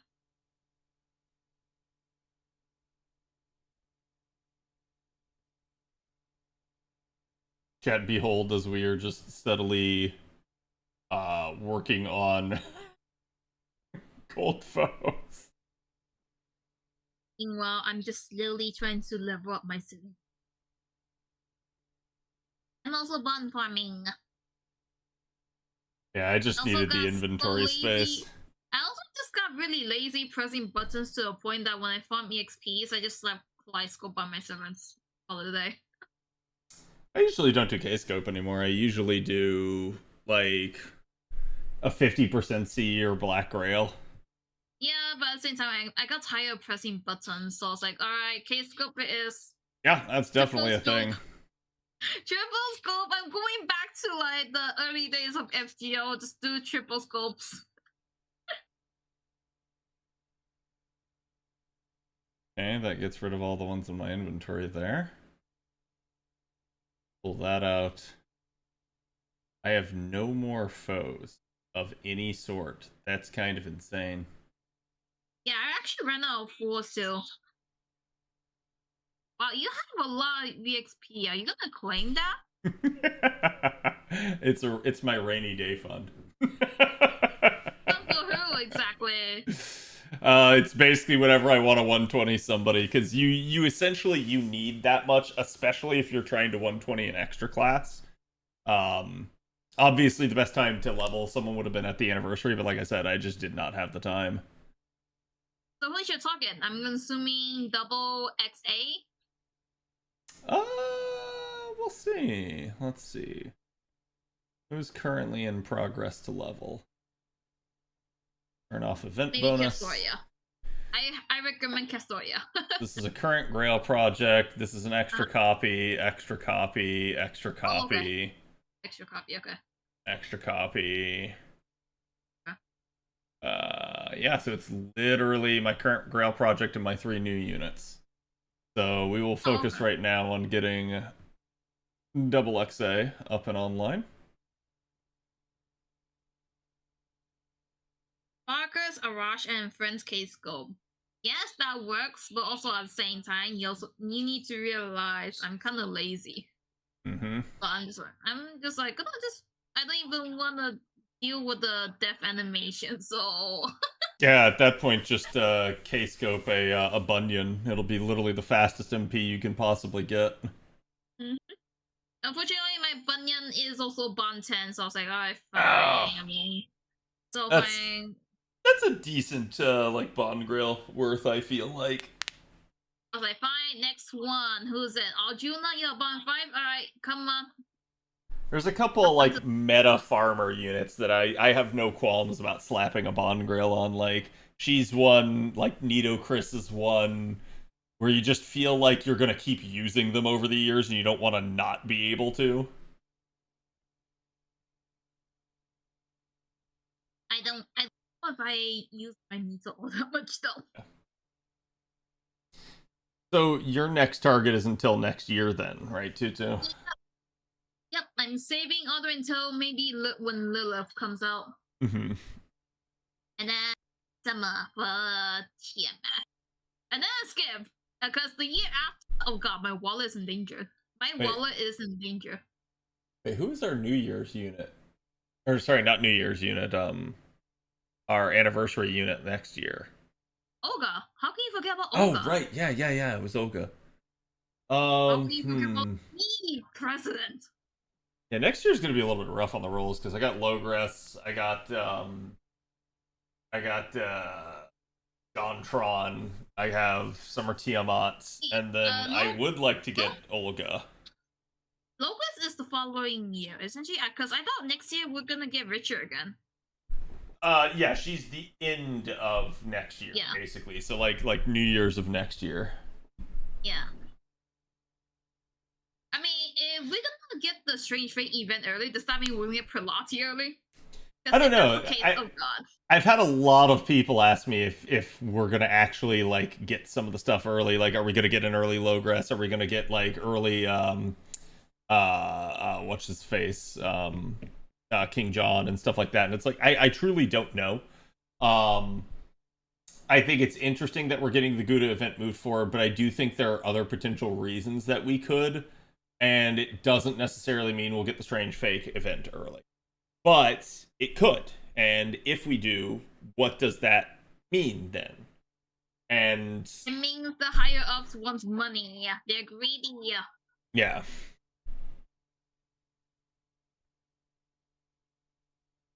If we get Prelati early, my rolls are fucked, I swear. Yeah, if we get Prelati early, oh god, I am scared. I might have to dig into my TMF friends. Please don't do this to me. It's so funny that they brought Richard early, because in bringing Richard early, they definitely got less rolls out of me for Richard. And I find that so funny, because that was, like, my plan was to roll for Richard just the same way that I did on JP, because I do really like him as a character. But now that they did it early, I wasn't prepared for it, and I just didn't roll him at all. So it's like, I don't know that worked out for them in the end. Especially because worked out for the anime onlys that jump into favorite order. I was gonna say, especially because bringing him early, like, all of us with clairvoyance know, like, Richard was not in a good state on JP. So it's like that didn't work out for them. They should have waited, buffed him, and then brought him out. But just, who knows? Maybe they bring his buff like early next year. And that could be like that's definitely something that they might do over time. Like, historically they don't bring us units early, but they usually have a penchant for bringing the occasional buff or two early each year.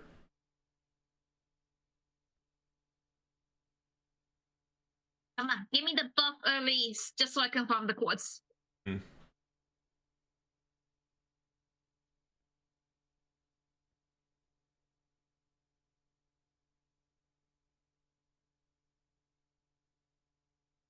Chat likes the Gyaru.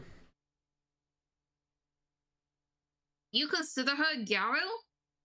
Kind of is, at least with the tan. Definitely not the personality. Yeah, because I was like, I don't know if she has that Gyaru personality. All she did was get a little tanned. Do I grail her immediately? I don't know. I gotta think about my grail plans at the current point in time, because we have some lucrative leveling opportunities coming up where so, as you guys know, there's a lot of saber faces. Some of the saber faces are welfares. Welfares, at various points, will have 2 times efficiency for leveling them. There is nothing better than that. Like that's on every single card is doubled, instead of like, oh, I have a proc that occasionally gets me double or triple. So I really need to like hit those opportunities if I can. And that's where it's like I'm considering, like, do I just hoard my grails over the next year until we get to one of those and then do that? But I gotta think about it and plot it out and see where I'll be at grail wise. Also, chat, I did Bunny's upgrade finally, so people can stop yelling at me. Just in time for you guys to do OC3. Just in time for OC3. Yeah. Oh, actually, I got more quartz out of that. How much did I get? Well, shit. Are you gonna do it? No. No, I'm still sitting on it. Sorry, Chad. I tried. I really did try. Actually, here's where we are in the event. So tourism points wise, we have to get to 3 million, so I'm a little bit over half, but shop wise I should be pretty good, because last I checked, yeah, I'd pretty much cleared out all of the actual materials. Dang. So boom, okay, those no are need done. To brag, buddy. No need to brag. Well, no, this is just me sitting on the 90++ node, and because I rolled the first banner, I have a lot of Cs. And as much. Gonna yoink the crystallized lores. Within reason, that's about all I can do for right now. Guess I can grab no glasses seal. I do need to get these outfits. All the outfits already. Out of all the outfits for the guys, which one do you like the most?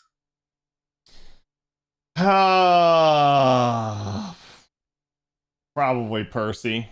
That's biased towards Knights of the Round Table. For me, I was just like, I'm trying to read the dialogues, but Percival is too distracting.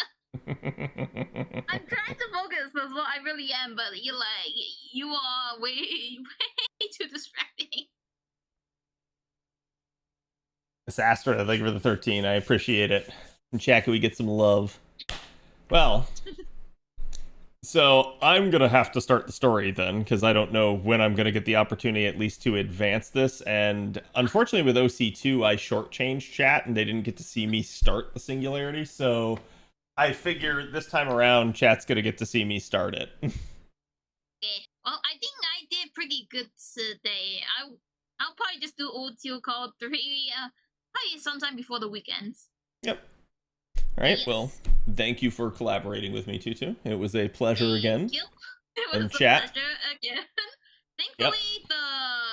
Thankfully, the roast this time was a little more fair. And chat, there's the link to Miss Tutu's channel. If you guys haven't already, make sure you go give her a follow. And again, she is a fantastic FGO artist, so she definitely likes to do her little short comics as well. Yes. So, hello, fellow FGO players. I am a local jellyfish that likes to draw and is addicted to Dr. Pepper. I definitely like me some Dr. Pepper too. But yeah, so I guess this will be the end of our collab for right now. Yes. Should I raid into your stream, or are you gonna?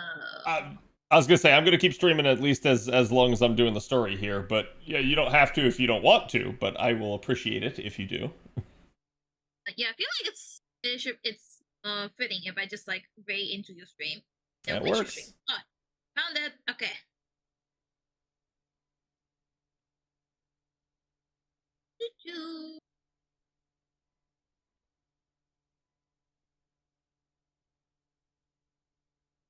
Thank you everyone for dropping by. See you soon.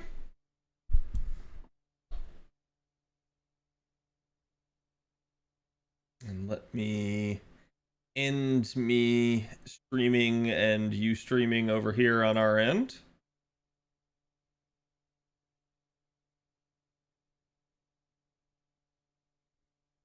Okay, there we go. Oh, good. Yep. And thank you for the raid, Miss Tutu. So, guys, there she is right there if you want to follow her as well. And, yeah, so I guess we'll go ahead and get started with this. Thank you again for collaborating with me, and I will talk to you later, Tutu. Yep, talk to you later. I can feel my phone dying on me as we speak. Nice chatting. All right, have a good one. Yep.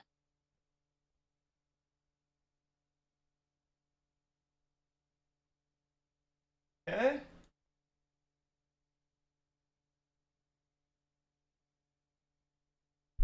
Alrighty.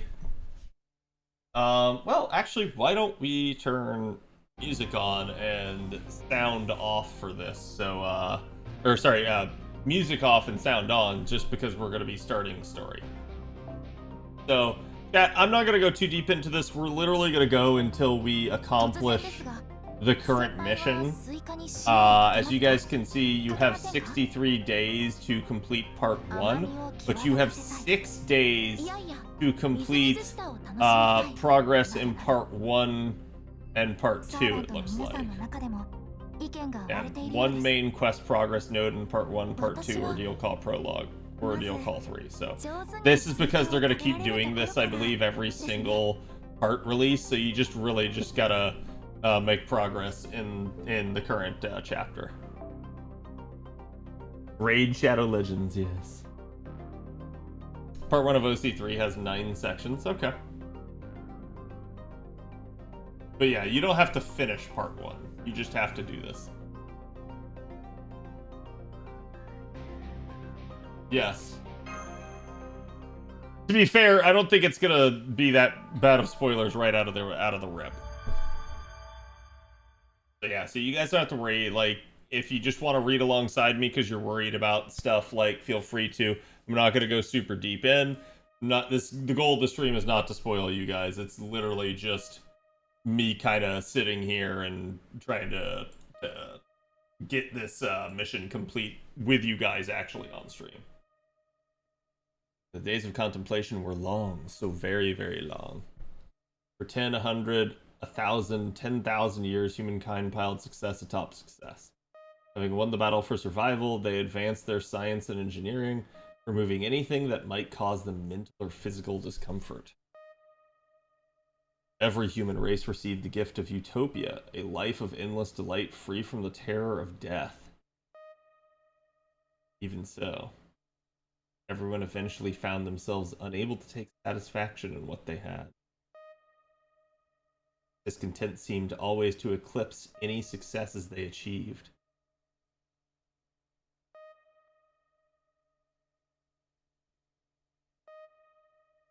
It was the only order that demanded an answer. There were no other roles left to fulfill. But nobody could determine how to do so, nor could anyone judge right from wrong. Such was everyone's patience that they all thought of the task as one that would not be completed in their lifetime. The moment we understood that itself to be the answer was the moment we stopped growing. Hello, hello. Hello, Mr. Armstrong. May this step follow the trail you laid. Every course is now complete. All that remains now is to get through the next few days to await the day we see you off.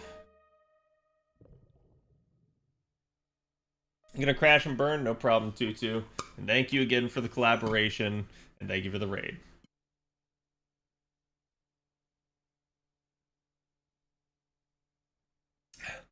Well, I mean, technically there was a spoiler right here at the beginning if you knew to look for it, but it's been a long, long summer for Earth. I feel a faint sense of weariness and dissatisfaction mingling with the joy of wanting to pat myself on the back for a job well done. To close things out, I searched the database for events that match my current mental state. Upon seeing the results, I laugh and close my eyes. Yes, this does feel just like the morning of a graduation ceremony.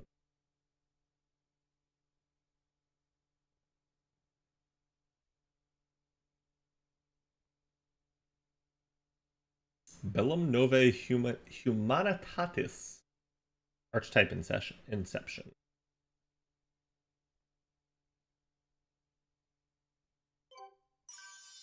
Wow, that counted as a quest.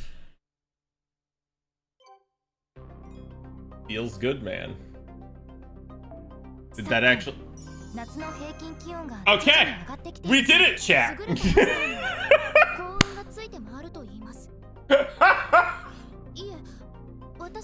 All I had to do was read the intro to you.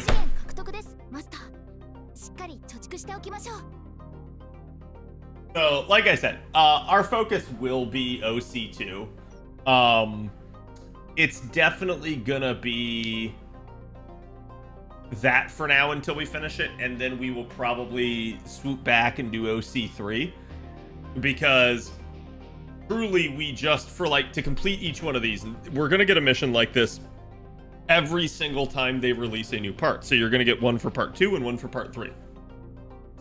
You just have to advance the story one chapter. Otherwise, this is the real clock that I'm up against, and I don't see that being too much of an issue.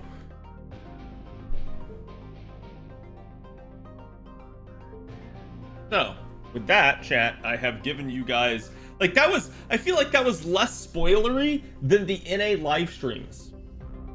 I feel like the NA live streams, whenever they, like, show you, like, here's what's upcoming, have more spoilers than that did. So, that's fine, though. They definitely did at least hint at the fact that, like, something happened. So, it is what it is.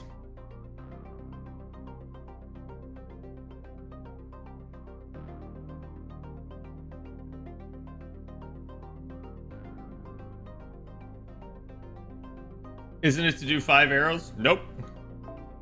この時期スペインではサンフェルミン祭 Oh, というものが wait. 行われるそうです。 Do I have to do more? 交流やパレードなど様々な催しがあるとのことですが、 Oh, Chad is right. I do. Okay, it's not that simple. I thought I just had to do the one, but yes, no, they're actually a little bit eviler than I thought.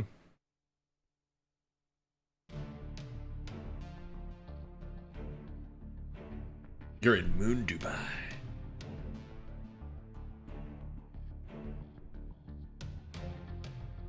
I mean on the bleached earth.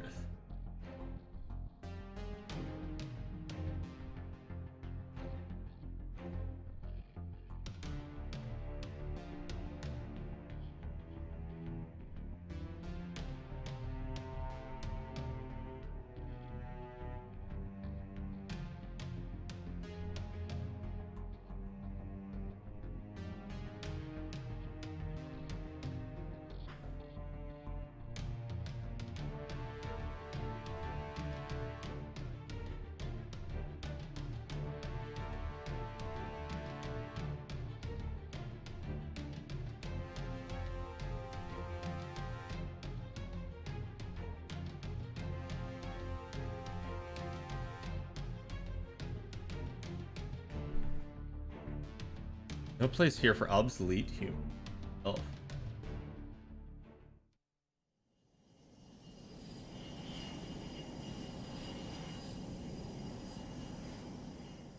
Yep.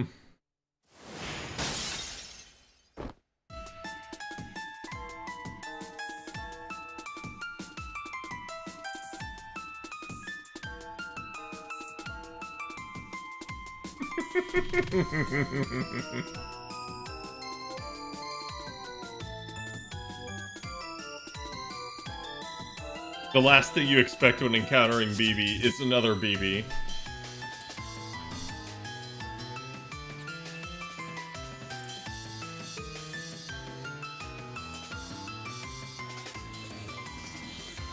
No one but myself to blame.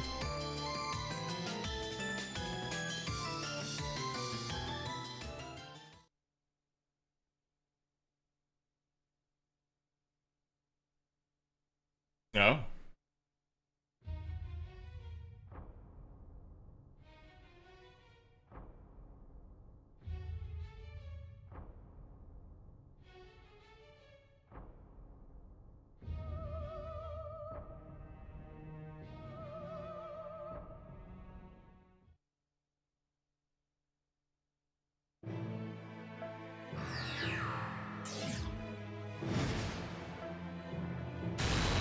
Damn. Yeet. BB?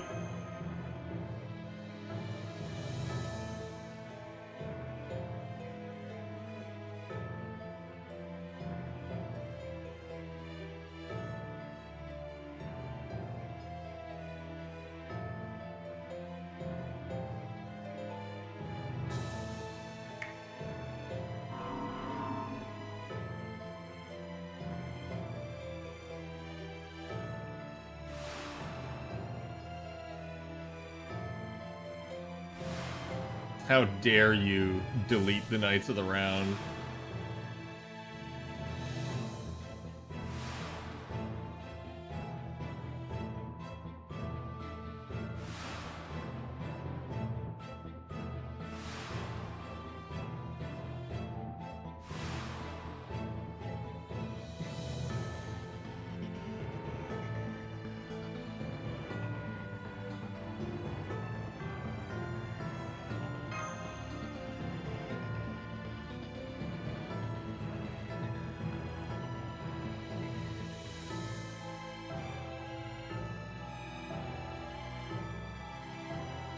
This is an interesting thing to me because it's like the singularity's in the future, so in theory, can't we just prevent the singularity by doing literally anything different?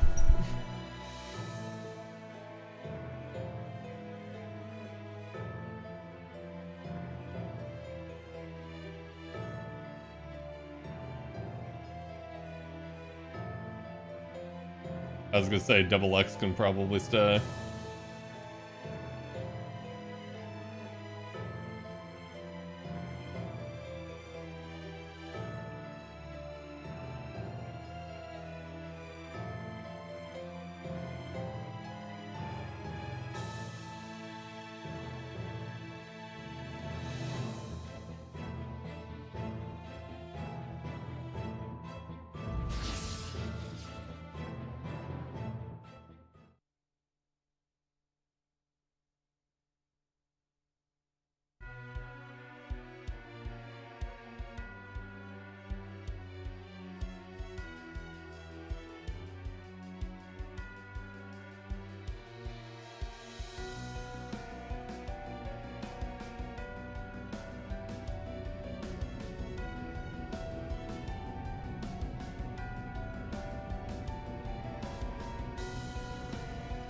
Last battle ever.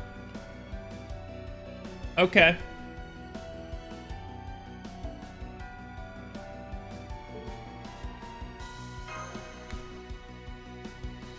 I don't remember how this one goes. I seem to remember that this is at least somewhat difficult, or maybe I just have to break a bar.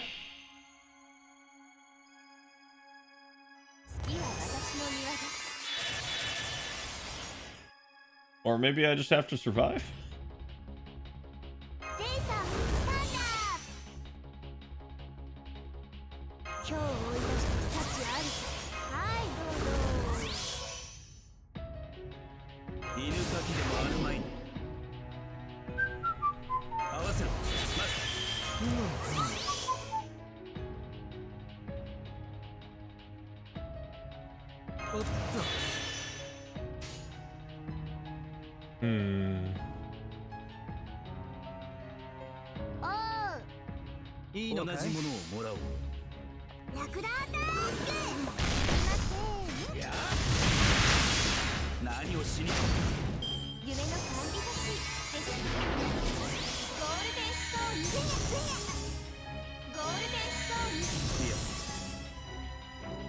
Interesting that she purged the taunt.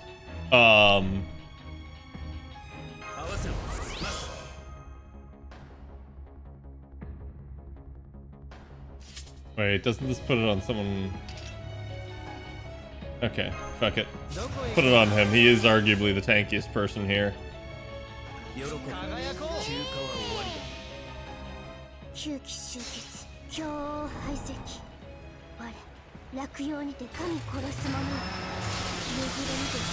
Solid damage. About what I expect from Shufu.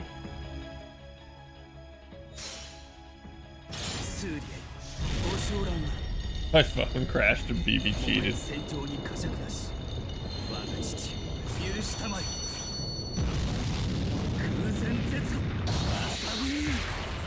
Did he drop C or do point C till I can MLB it?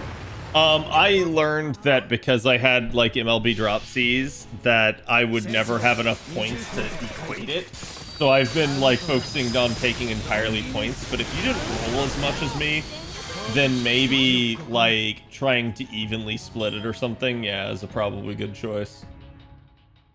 Kim Upton, thank you for the follow. Okay, now we all die. Because BB has invuln Pierce.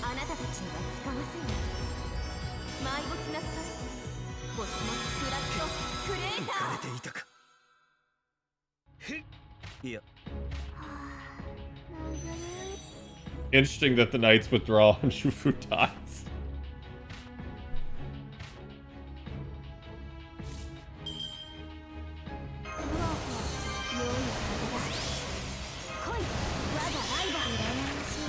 I put all my cards into the graveyard.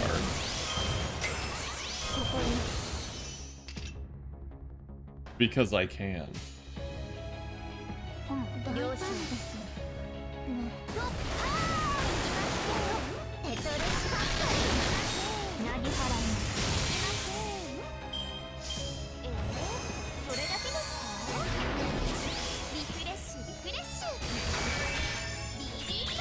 Jesus, dude.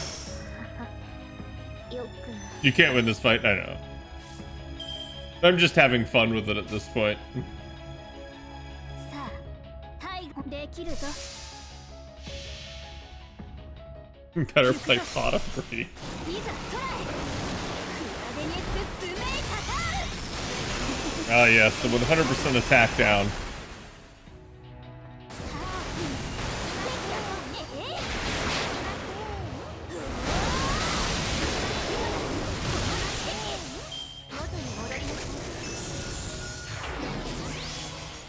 ちょっと買いすぎました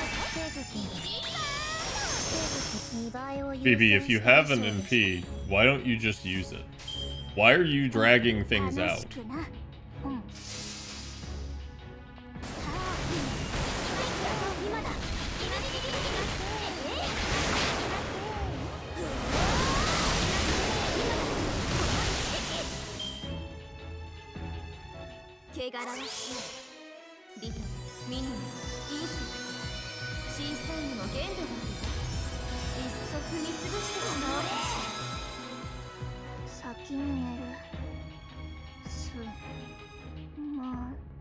Yep.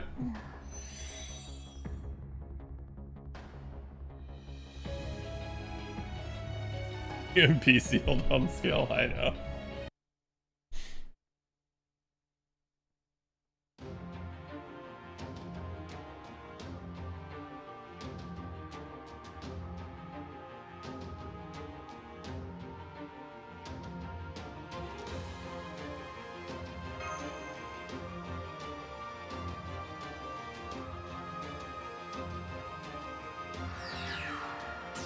Ejected.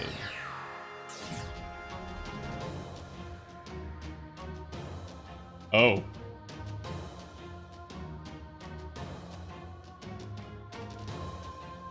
Ah, the negotiator. I see BB is just General Grievous and is adding these fine additions to her collection.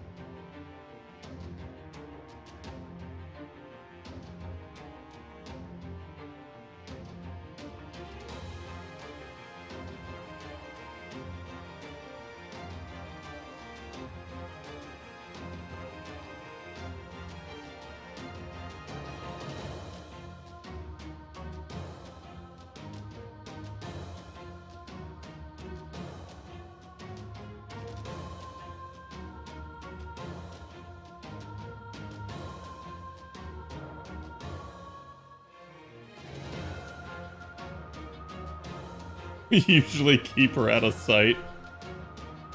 Even Bartholomew's stronger than her.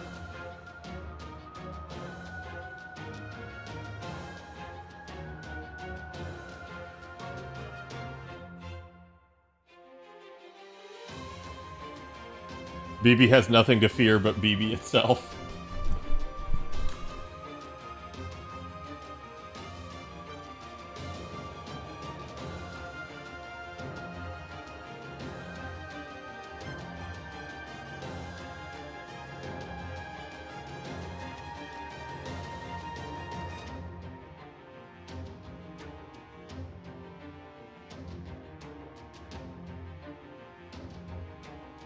Okay.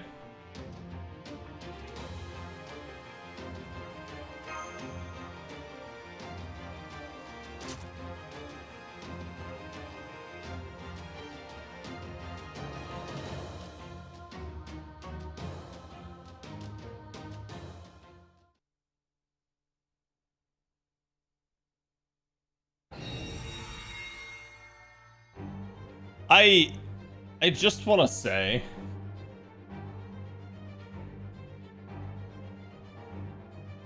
I hate lines like this. I have only ever seen lines like this in FGO, and I still disagree that this is actually possible per FGO's own lore. I still don't think this is something that can be done. Because it implies that they have the ability to reach the root.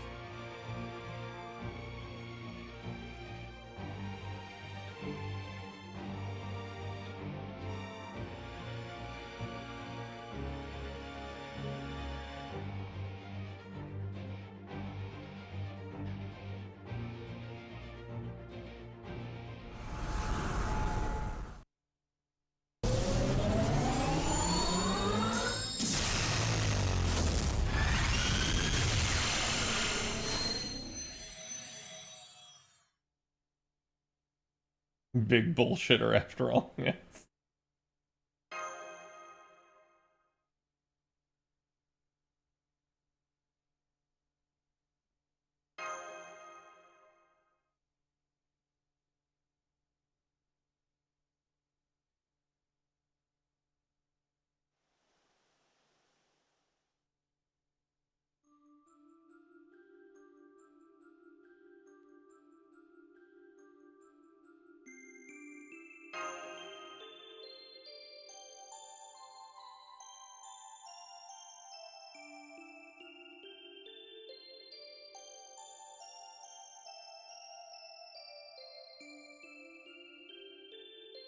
Hmm.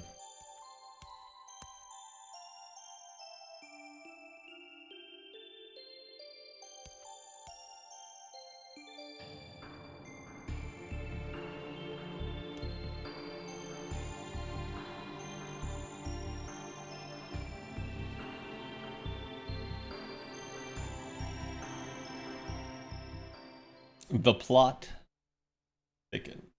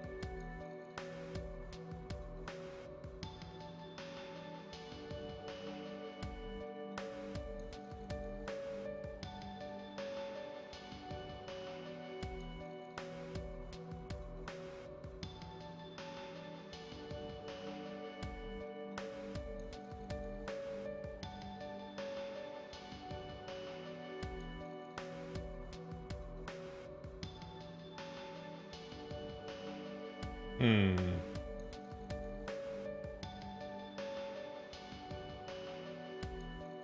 Okay.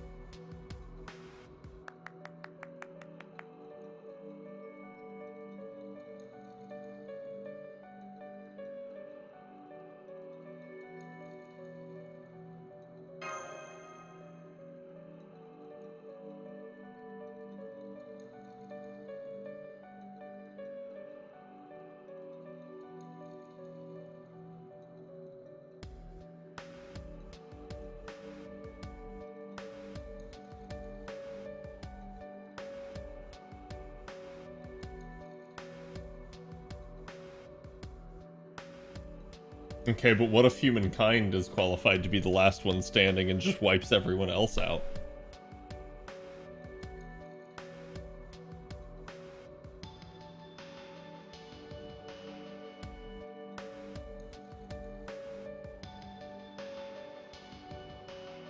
Permission to tamper with the election.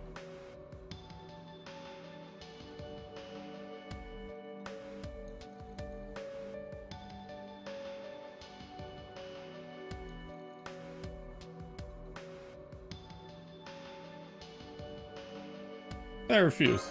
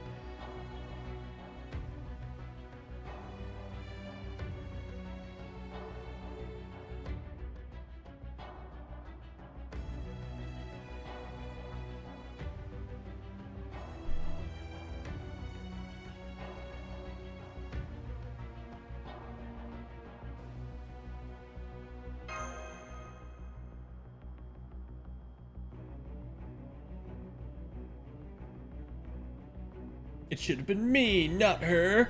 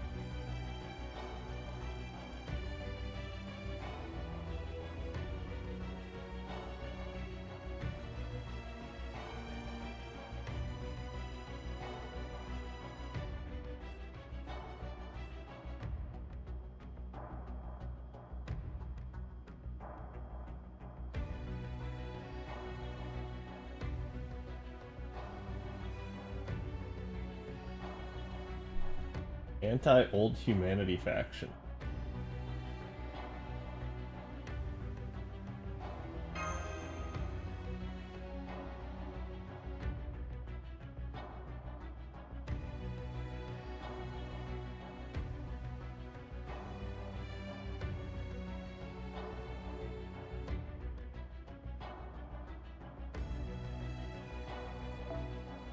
Yeah, but she told us we're allowed to violate the election, so you can tell us.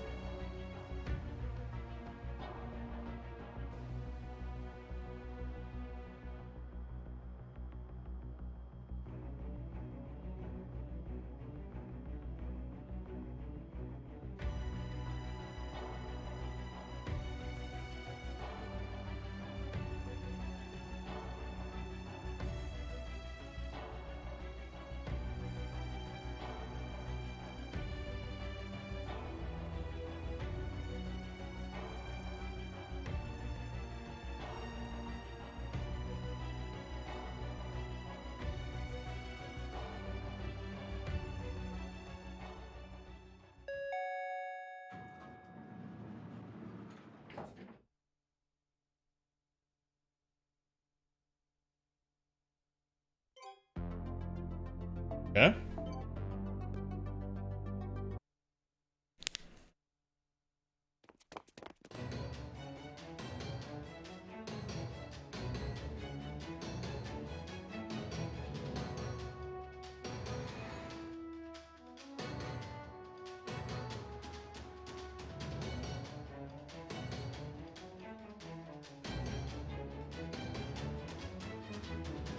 Alvatron Company.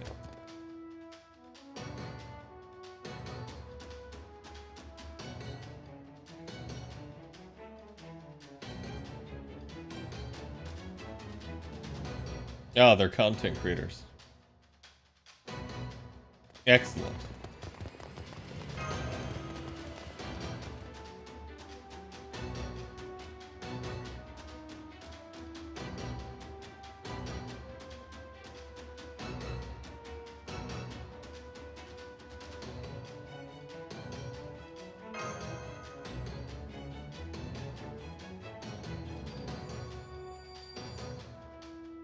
We all know Ereshkigal is gonna wake up when we need her to.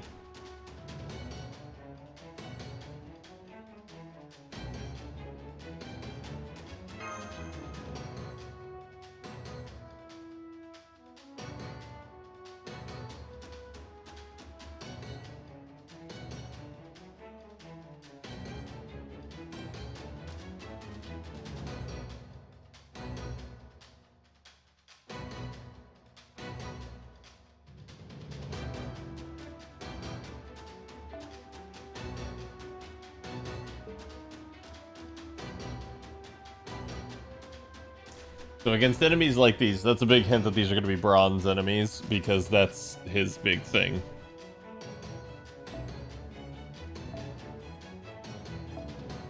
Okay, so this is a Saberface only run, but I must use Mash and I must use Bartholomew.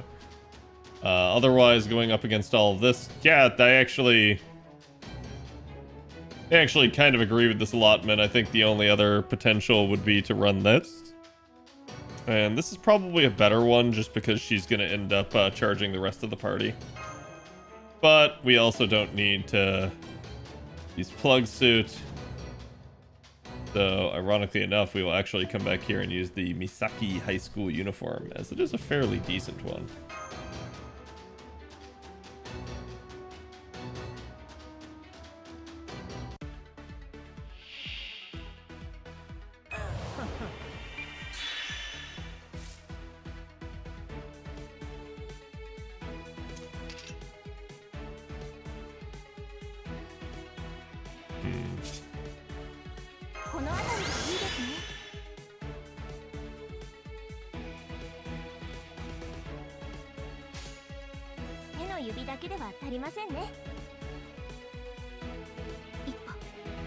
Probably only gonna be the 43k one that lives.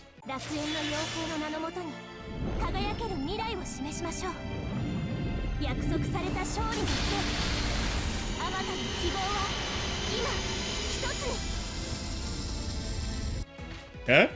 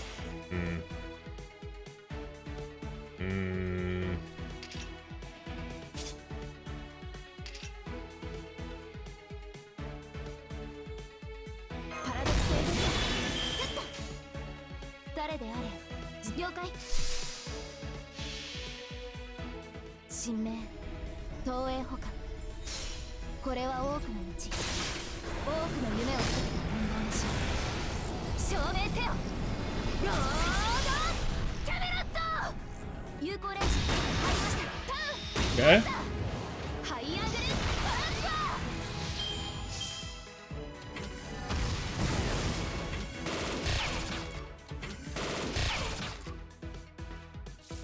That'll work.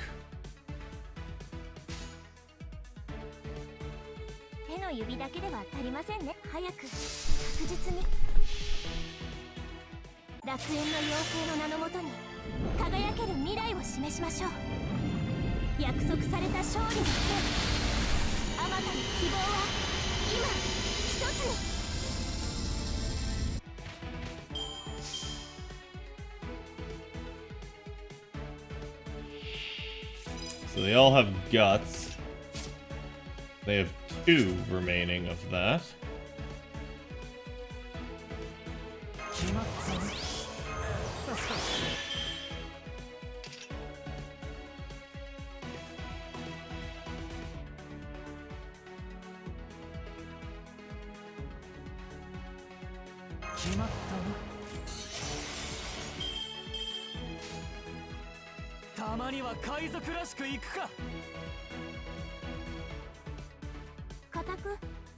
We'll stagger cards just so we can work our way through the guts if needed. I don't think he's gonna kill here, but let's see.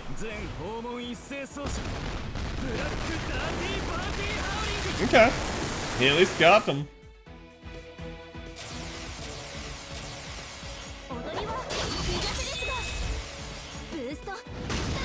Okay, that one's down.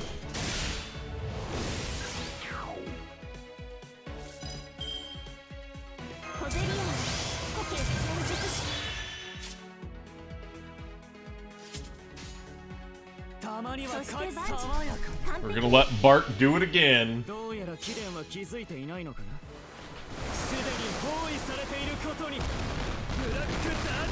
Carrying me through this OC since he has Invuln Pierce. Love that C. Yep.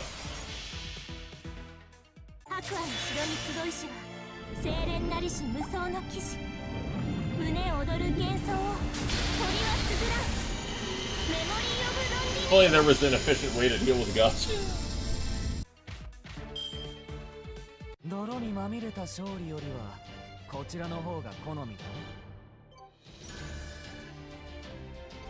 Yeah, let me just check something real quick.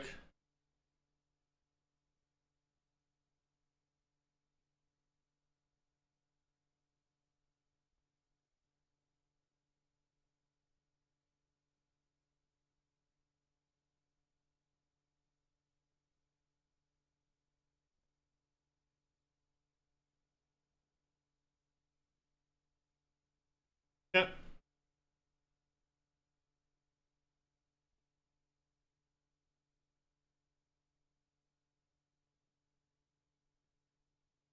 I should be coming back.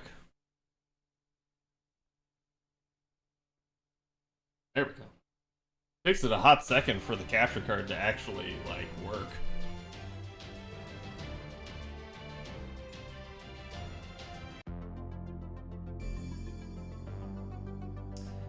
Okay, so let's see. So I just have one more. Basically, just complete section 1 if you guys want to do this mission. Koyan. Oh boy.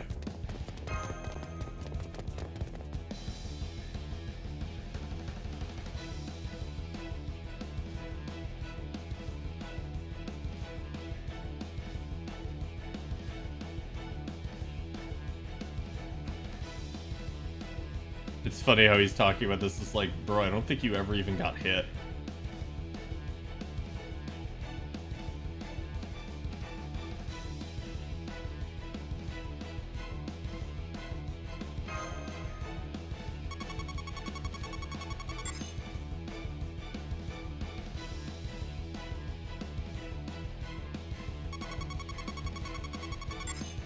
What's this shit?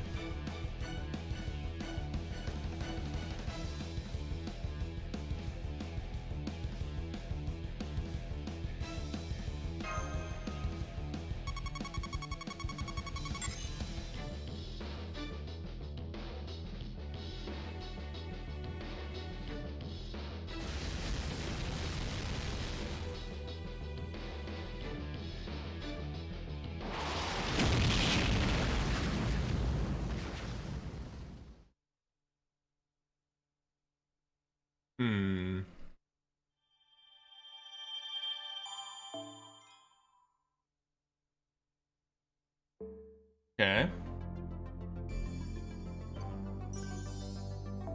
この時期スペインではサンフェルミン祭、優れたマスターには幸運がついて回ると言います。いえ、私が今そのように思ったというか、とにかく資源獲得です、マスター。しっかり貯蓄しておきましょう。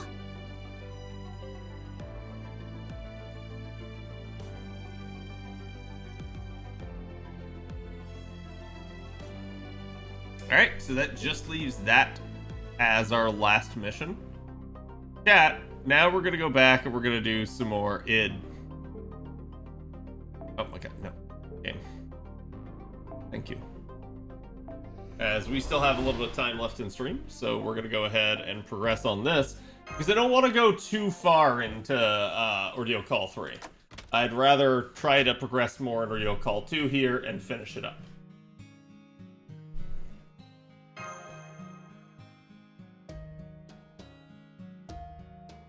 Which means classic John Alter content.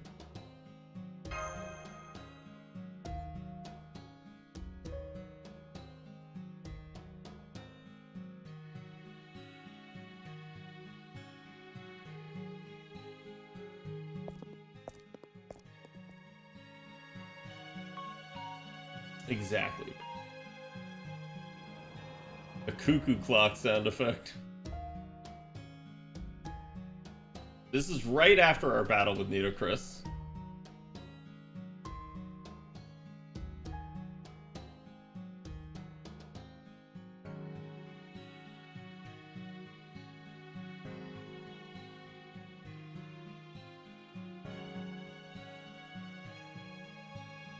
Yeah, the mechanics of this singularity are very intriguing.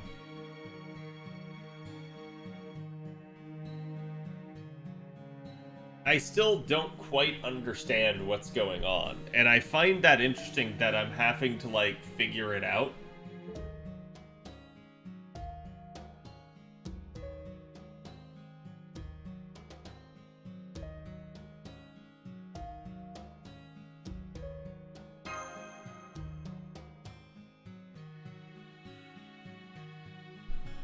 Wait, see XXA beating up Avengers? Yeah.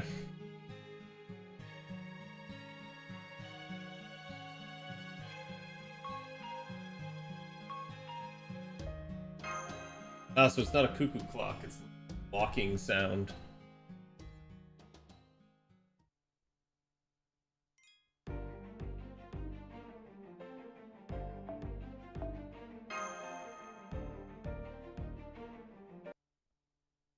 It gave me a chance to actually like Jalter. Maybe she was in some early events or something, but since I started playing 3 years ago, I've never seen anything from Jalter except her bit in Orleans. Yeah, it's really sad, and I feel like that's one of the reasons that FGO needs to allow, like, the ability to replay old events.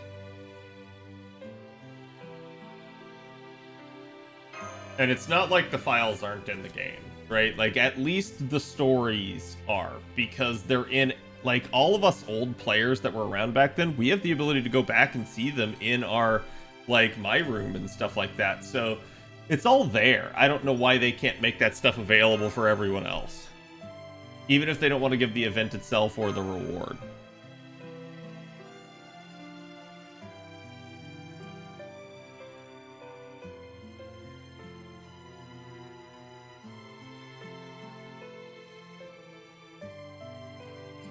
It's so interesting that this music is so, like, sad and somber, and yet there is a, like, glimmer of hope in it.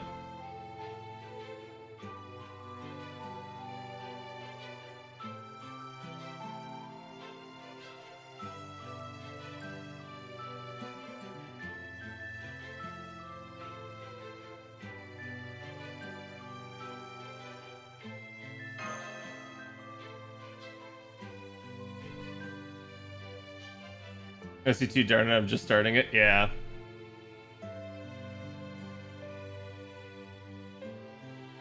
Want to update the stream title? Sure, I can.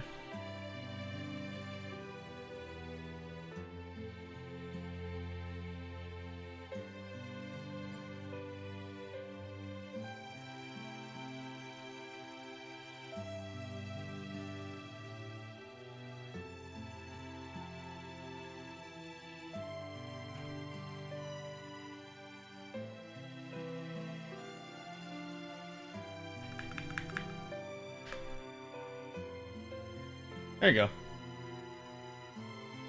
FGO music is low-key underrated in general. I mean, a lot of FGO music is just, like, kind of derivative of Fate itself, so,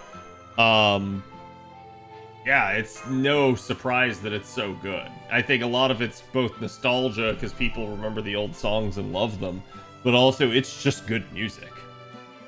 and then they've essentially like managed to like spin it off into their own variants, as well as like give new music to FGO itself, but in the same vein as Fate. So underrated? I wouldn't even say that. I'd say just about everybody that plays the game likes the music.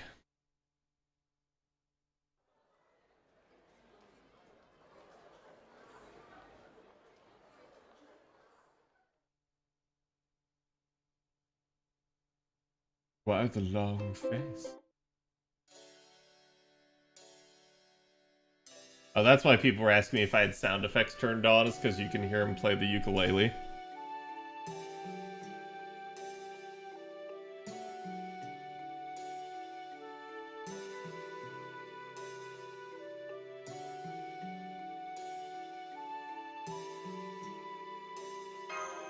Not now.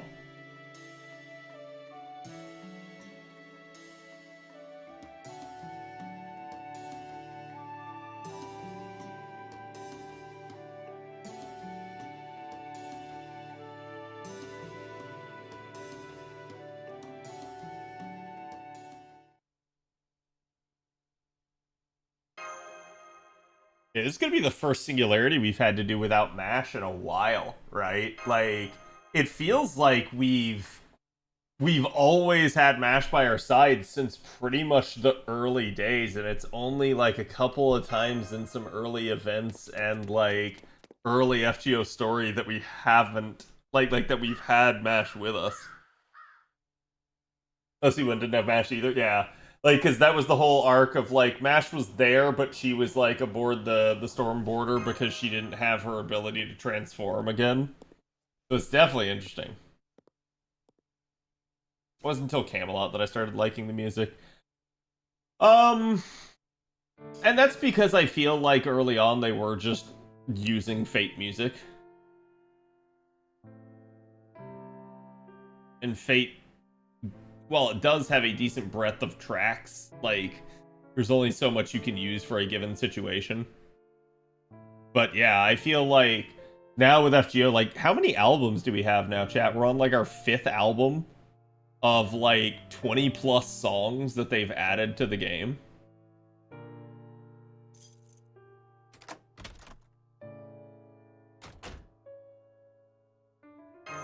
And I do agree, UFO Table also was, like, goated.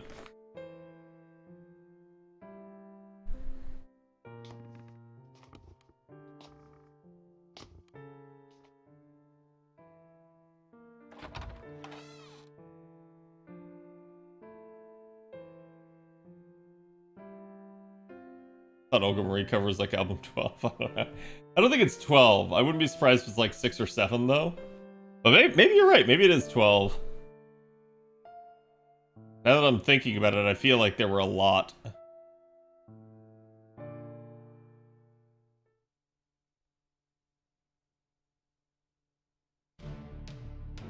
Is this the first time we've actually seen the Master? like depicted in a normal conversation.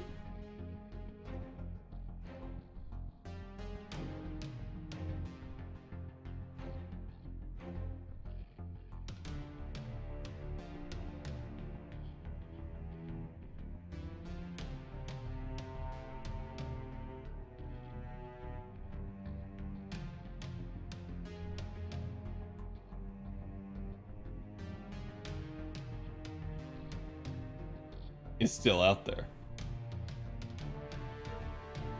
Mm-hmm.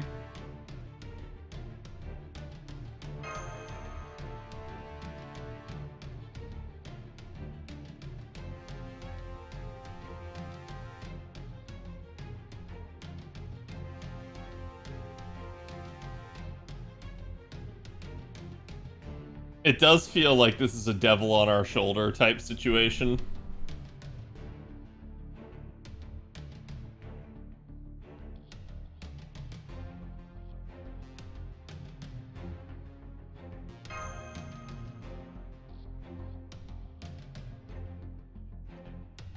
Go on.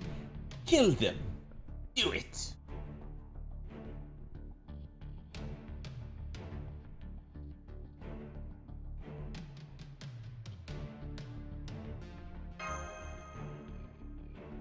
Do we know what it's like to kill out of anger? I don't think we ever really truly have.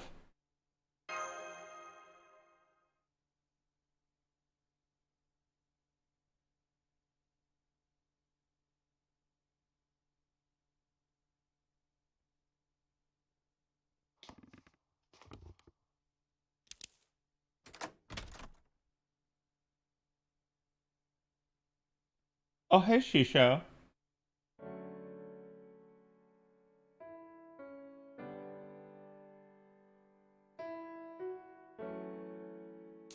It's Auntie.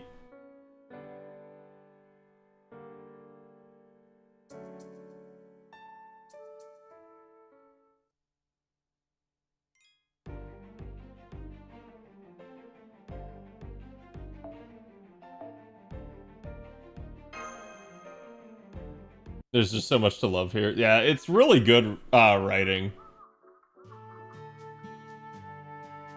Like, I already feel like OC3 is a little bit of a downgrade compared to this. I don't think OC3 is bad. It's definitely interesting. Ooh, hamburger steak! Curry!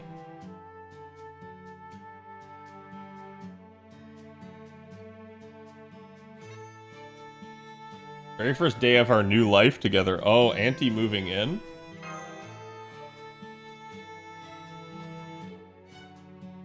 I'm your guardian. Yup.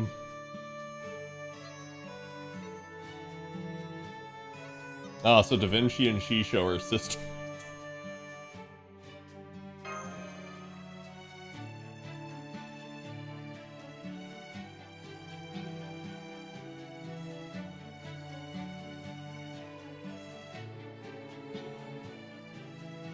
Six albums, and it says the sixth is a 3-disc set with 75 music. Okay. That's what I was trying to remember.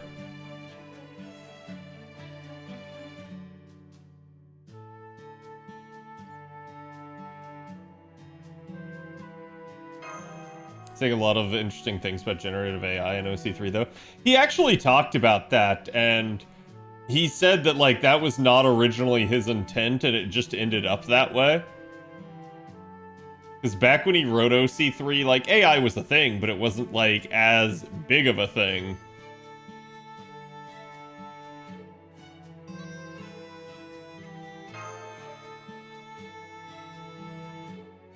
And he talked about how if we have AI, it needs to be benevolent and it needs to be for the good of mankind.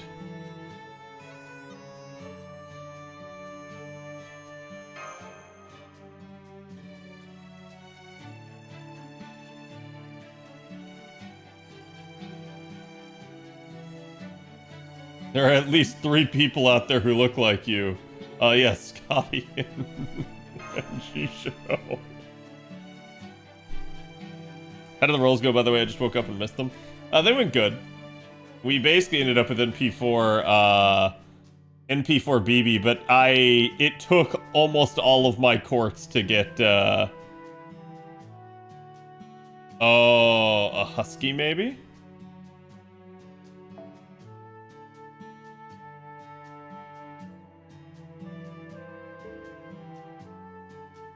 Not genuinely.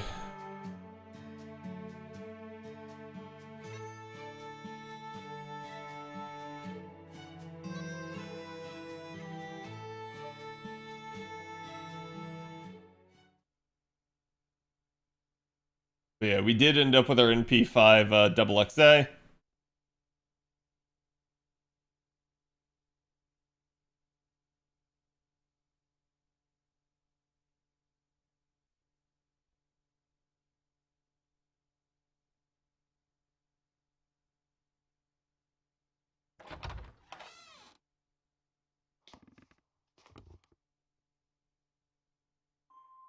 Oh, we're back to look in the mirror.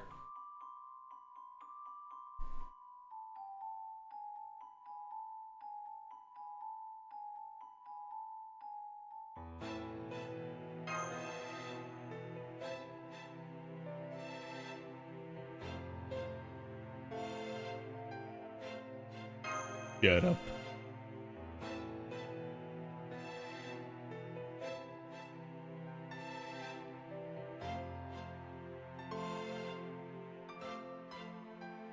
Kill them. Do it.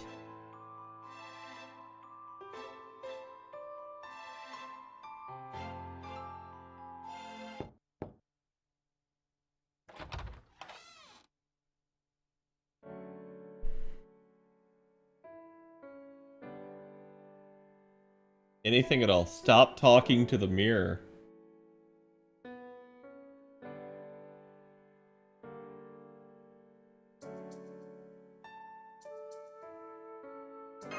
Good night, Auntie.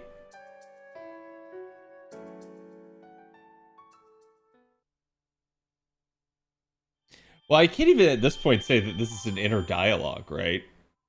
Like, this is definitely a battle of wills more than it is an inner dialogue.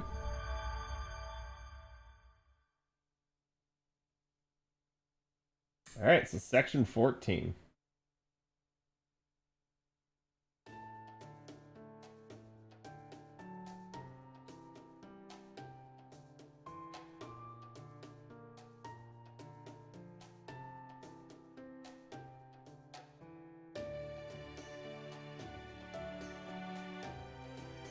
Shitheads who might be Count Assface.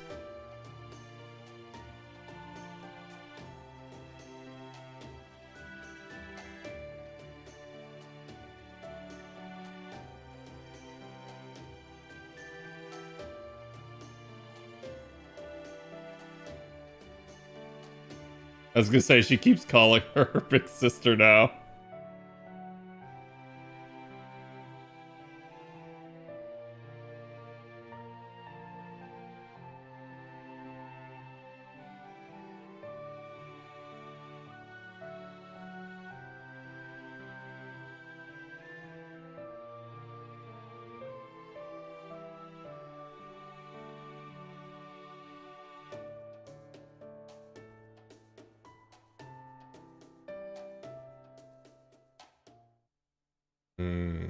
Gonna finally tell us about Cagliostro?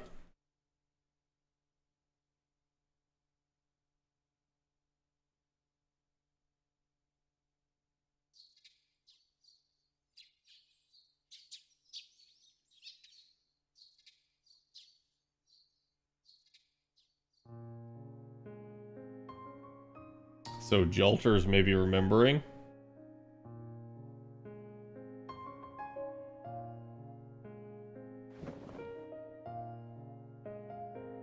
It's pretty clear that when you come into this world, your ability to remember reality is getting warped.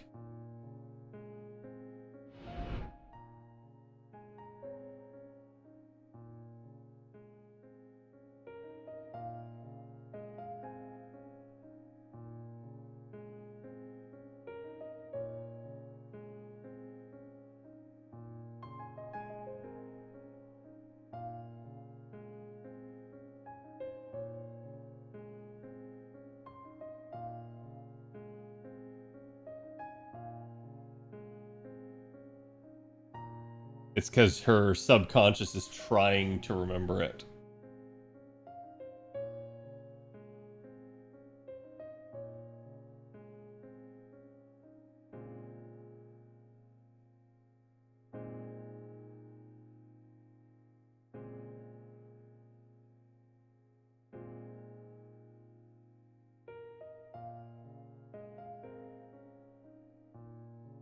See, I just want to say I do hate this.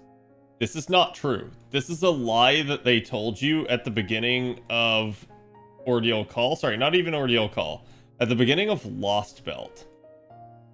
They told you that we've never really come to terms with what it is that we're doing. Yes, we did. We resolved to kill every freaking singularity, every eventuality that we were up against. And that's why we got through Solomon Temple of Time. We had that resolve. It is, I think, my biggest gripe with the beginning of the entire Cosmos and the Lost Belt part is that all of a sudden the Master is like suddenly having regrets and is like, oh man, why am I doing this? Should we be doing this? And it's like, we already asked ourselves that question and got over that question in part 1. And then it's like suddenly we had a mental reset.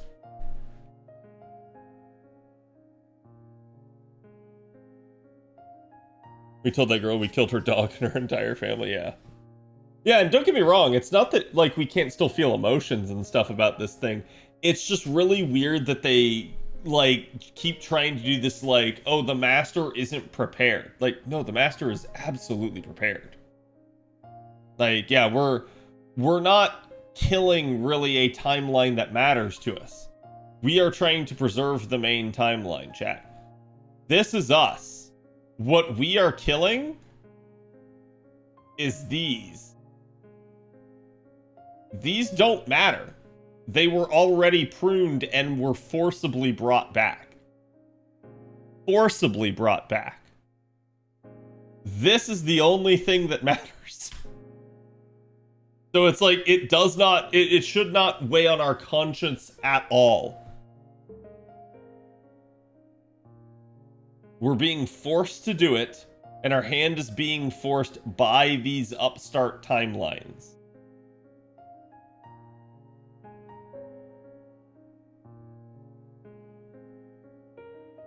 They are what-ifs that were already pruned by, like, history itself. Because they were unstable and unsustainable.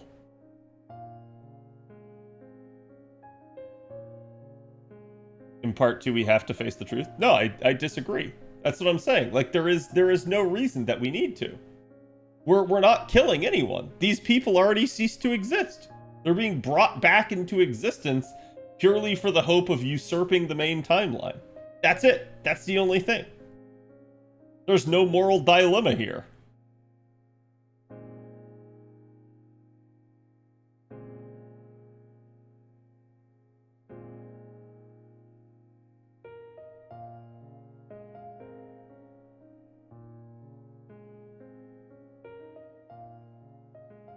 The fault lies entirely on whoever set the event into motion. Which we don't need to get into.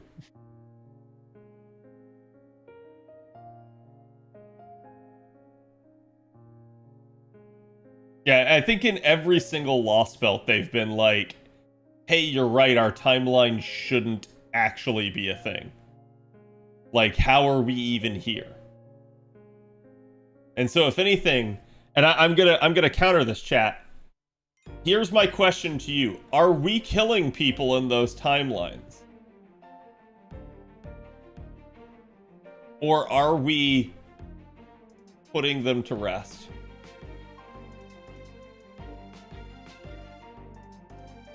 Are we literally laying spirits and ghosts to rest? That is what we are actually doing here. We are literally taking somebody that was already killed off and putting it back to rest. That's why they have that attitude, that we shouldn't exist. It is right to end us.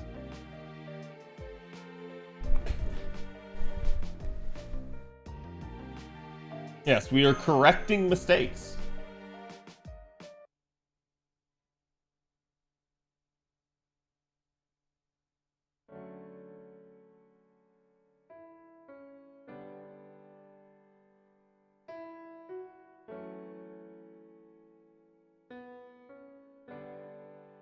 Everything was fine for humanity after the final battle, but because they were a Lost Belt, they had to go.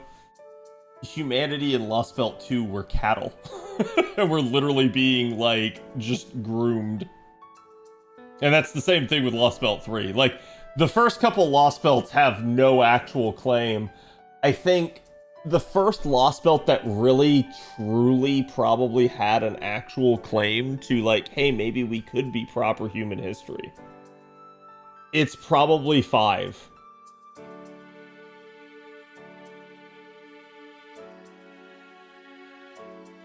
Because 5 actually had culture, and the only thing wrong with it was that it was stagnant.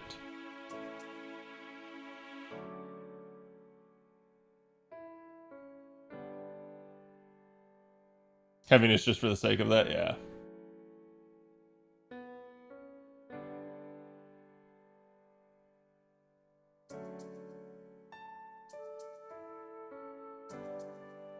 But that's what I'm saying. It's like, to me, there's no moral dilemma. I get that they're trying to instill that, but the way that they have set up and explained the origin of Lost Belts and what they are, that they are timelines that were pre-pruned because they could not continue to exist per their own rules. Like, okay, chat. The way to understand this is it's the equivalent of like if each of these timelines suddenly just opened up a black hole and ended themselves. That's the way to think about it. And then it's the argument that that timeline should be proper human history. No. It shouldn't. It doesn't get to. It lost its right. And I think the argument they're trying to make is that proper human history lost its right to that claim. But the reality here is that it's just, as we know fate, this is just one of many timelines anyways. This is FGO's proper human history. And the issue at play is that obviously we had a bad actor tainting ours and trying to usurp basically proper human history.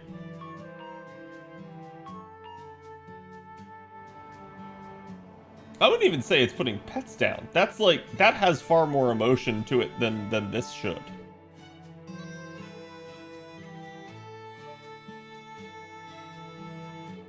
That puts into question that if human lives are a mistake, then does that justify their death? Well, this is like saying you shouldn't be able to hit someone back after they hit you. You have a right to self-defense. Just because somebody hits you doesn't mean that they shouldn't.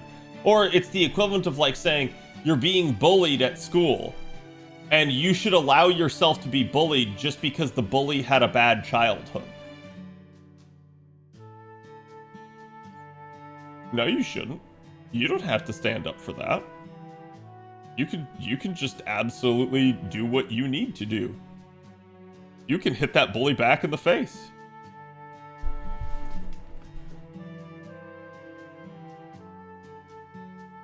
It's essentially humanity isn't the one that purged the Lost Belts in the first place.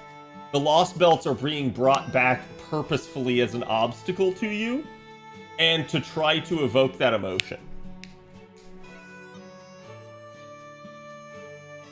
The fault is not ours. And we do have that right to self-defense. We have the right to defend proper human history. And that is the... So, to be clear here, chat, you guys can argue with me on that if you want. But that is the entire point Nasu is making throughout the story. Throughout all of FGO. Is that proper human history does have a right to exist and defend itself. This is just questioning the morality of that. But that is always the point that wins out. It's a smart manipulation tactic if you think about it. Oh, 100%. That's exactly what they're trying to do. But when you realize that's what's going on, you don't allow yourself to be manipulated.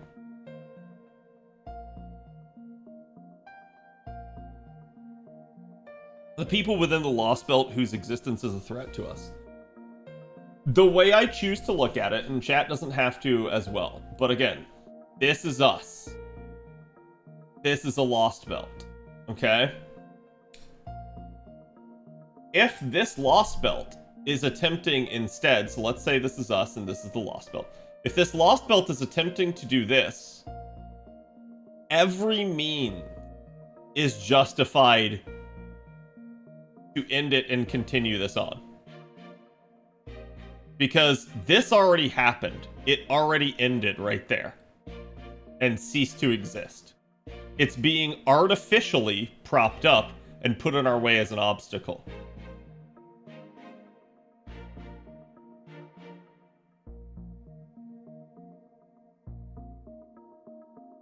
It will still fuck with your brain. Yeah.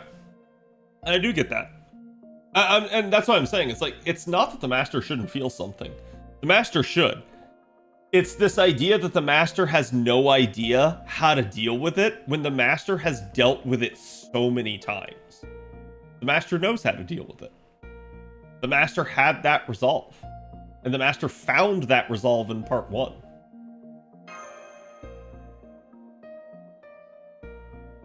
It's literally in the name proper human history, yeah.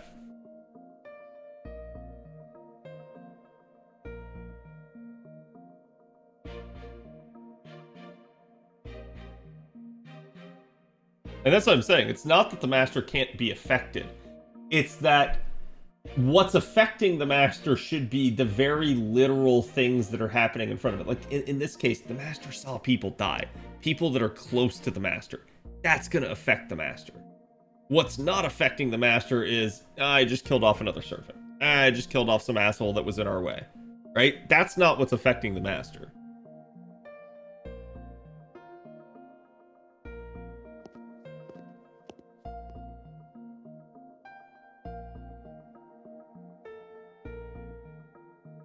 Oh, no.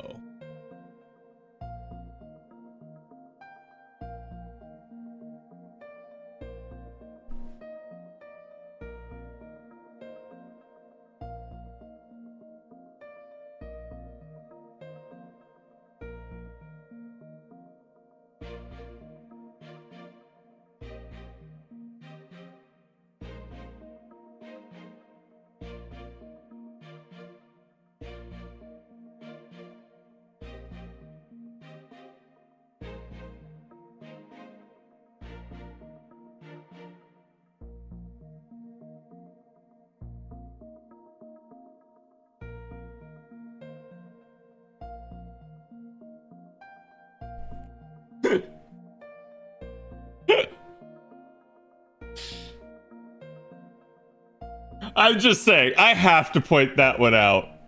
I have to point it out. The NA crew, the translation crew knows what they did. They know what they did with that.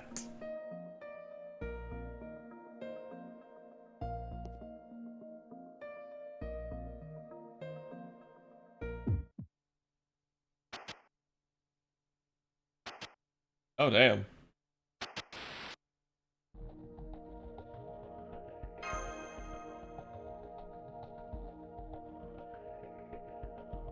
Yeah, totally seems like a good guy.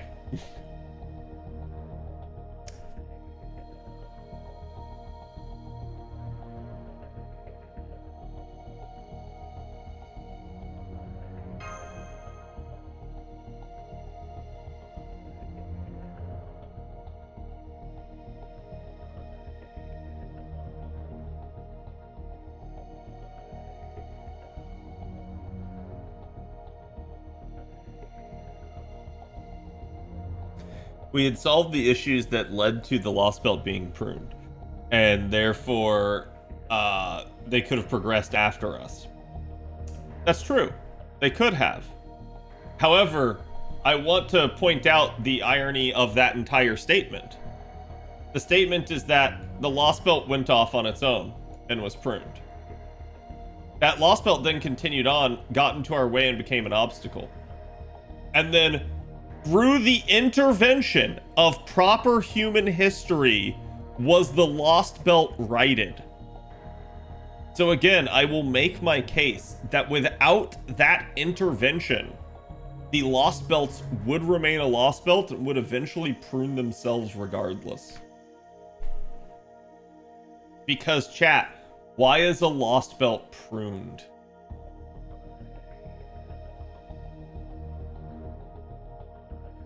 And if you answer that question, you know why they can't continue. They have always been artificially propped up by the Lost Belt Kings in the first place. That is the only existence, is the king and the tree. Without these two, the Lost Belt ceases to exist. Literally. They are artificially being kept alive on life support.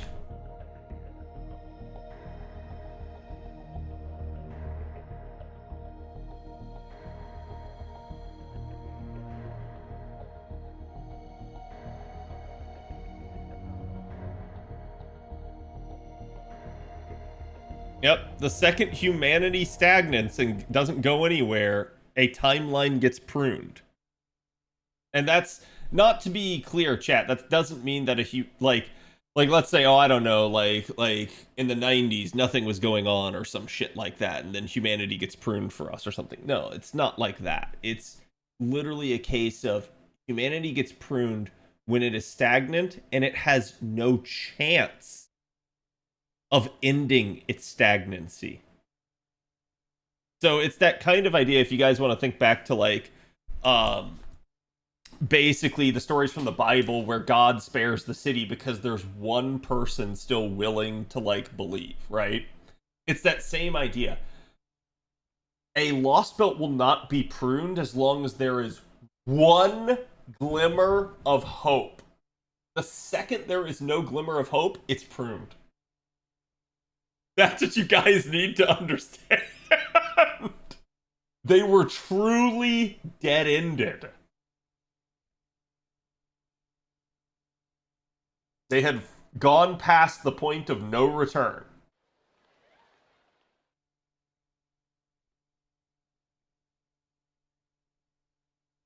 We are not responsible for it. It has not happened in our timeline, and it doesn't need to happen.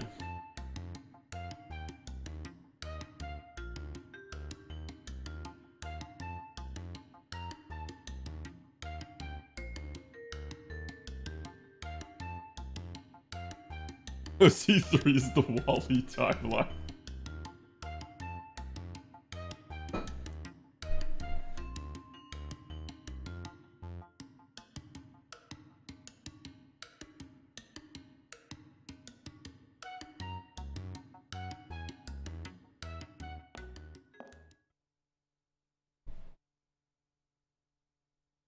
And so this is why, again, it's like, do I view it as like, oh, it's us murdering, it's us committing genocide, it's us ending entire timelines? No.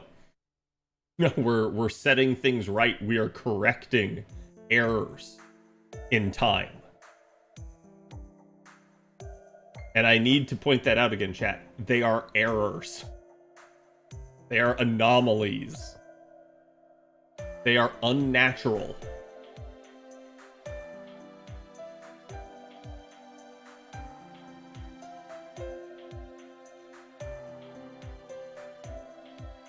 OC3 confirms the existence of another proper human history that isn't ours. OC3, at least to the point that I've read, and you may be spoiling, and if you're spoiling, I will do something about it, so please do not. But to the point that I have read, OC3 has confirmed that there was another Earth, and that there was another humanity on it, and that humanity died out. It did not confirm the existence of another proper human history.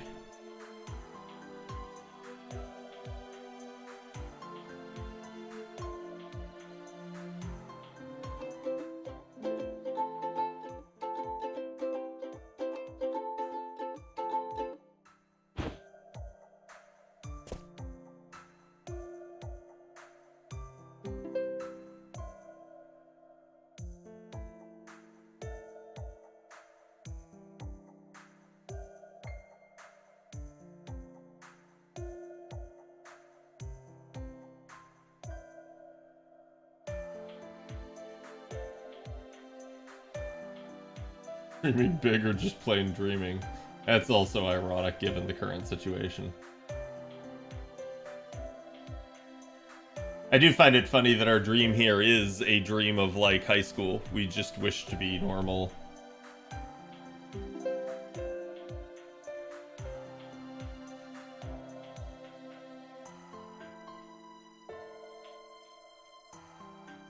Is it a lost belt that just wasn't part of the Foreign Gods plan?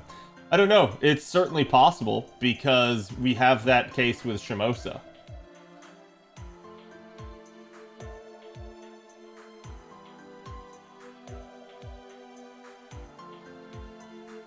Unnatural, yes. Wrong, yes. Deserving of erasure after being brought back, not necessarily.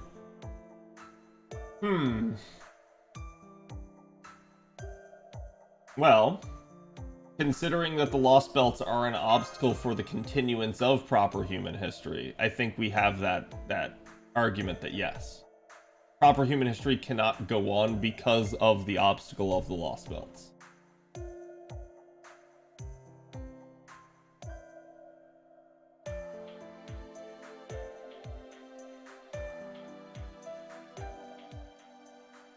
And again, that comes back to the right to self-defense.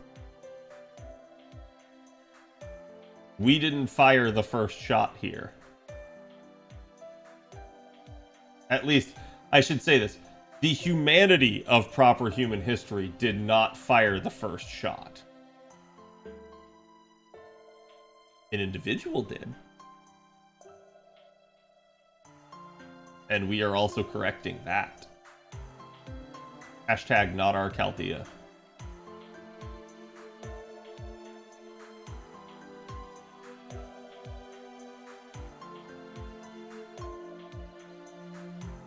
At some point you have to tell the other timeline skill issue. Pretty much.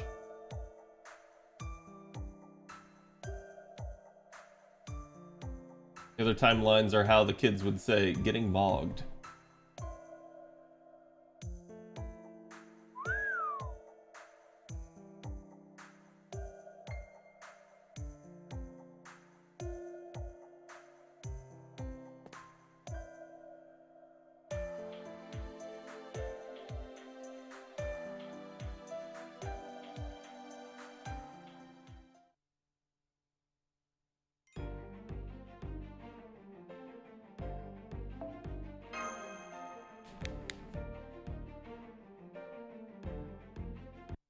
Seven's a pretty easy case. We can at least say that in Seven's case, it was gonna end either way. Like, Seven was more of a, we needed to shut the door and get out of there.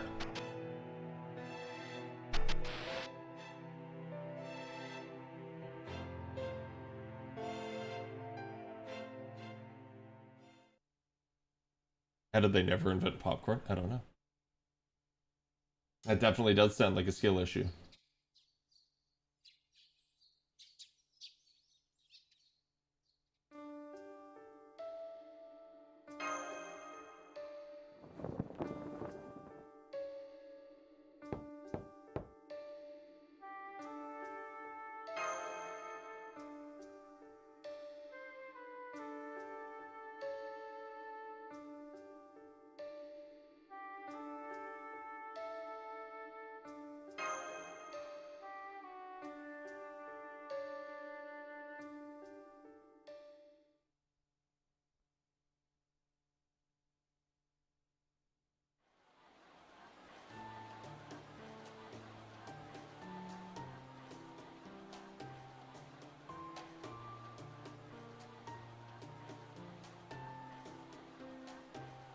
This is our world on Earth that was never meant to be bleached, where Chaldea never even existed.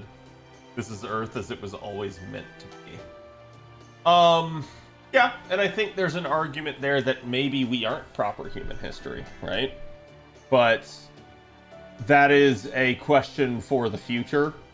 As far as we know, we are proper human history. And as far as we know, we are the origin point of all of these Lost Belts. The status of Ordeal Call 3 is still very much up in the air. But at no point does that say that that's proper human history. That's just Earth as it was meant to be in that deep eyes. And that is, I think, something to keep in mind. In most other literary,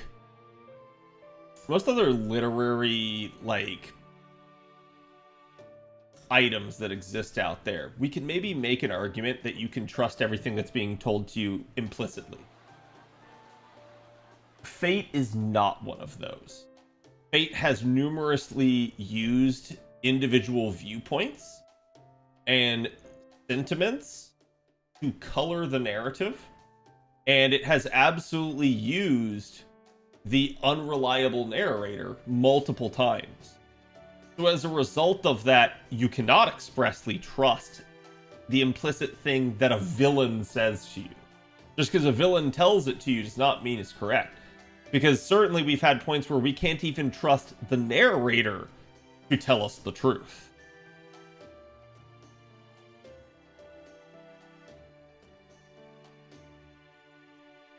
So you have to question everything. And it doesn't mean that everything that's being told to you is a lie. But it just means that, like, you have to treat that as, like, that is BB's perspective. And that is not even our original BB. It's clear that this BB is different somehow. Like, if we take FGO out of the mix, BB Dubai doesn't exist even. So we already know that there's something different about BB Dubai. It's not normal BB.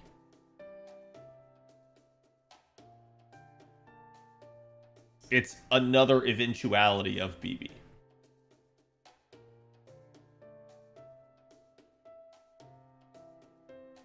BB isn't known for stretching the truth, yeah. And that's all I'm trying to say. We don't know if that's a proper human history.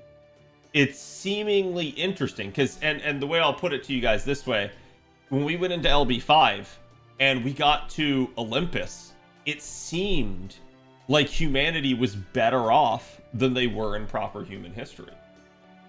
And then it turned out that they weren't. So that's where it's like, okay, your initial thing, the thing that the story is trying to tell you right up the bat is like, this is the way Earth is supposed to be. Well, humanity died out on that Earth, so we know something went wrong. What went wrong? That's what we need to find out. And we're probably going to find out that BB is the cause of it.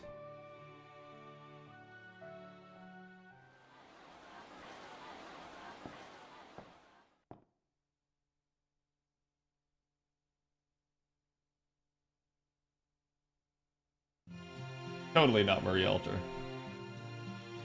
Also, I like the change to her hair. Hi, Marie.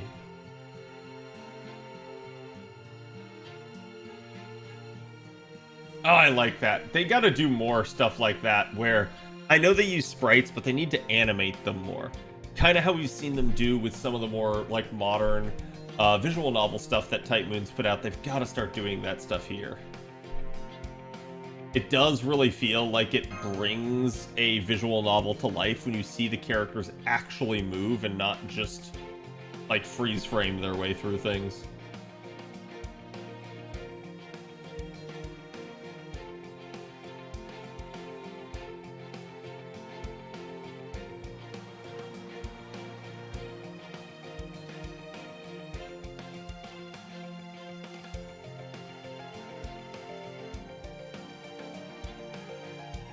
Da Vinci is the biggest culprit of appeal to authority during exposition. Is she so confidently wrong about facts all the time? Yep. And that's where, again, like, I have to say, it's like, you have to use your own intelligence to read between the lines on stuff. You have to know that it's like, okay, we're being told this, but just because we're being told it, we can keep that in our mind, we can log that away, but it doesn't mean that it's accurate. It's that character's perspective. So many good outfits and sprites in this chapter, I'm foaming at the mouth. Yeah, like I said, there are a lot of people that were upset that we didn't get the summer costumes from this.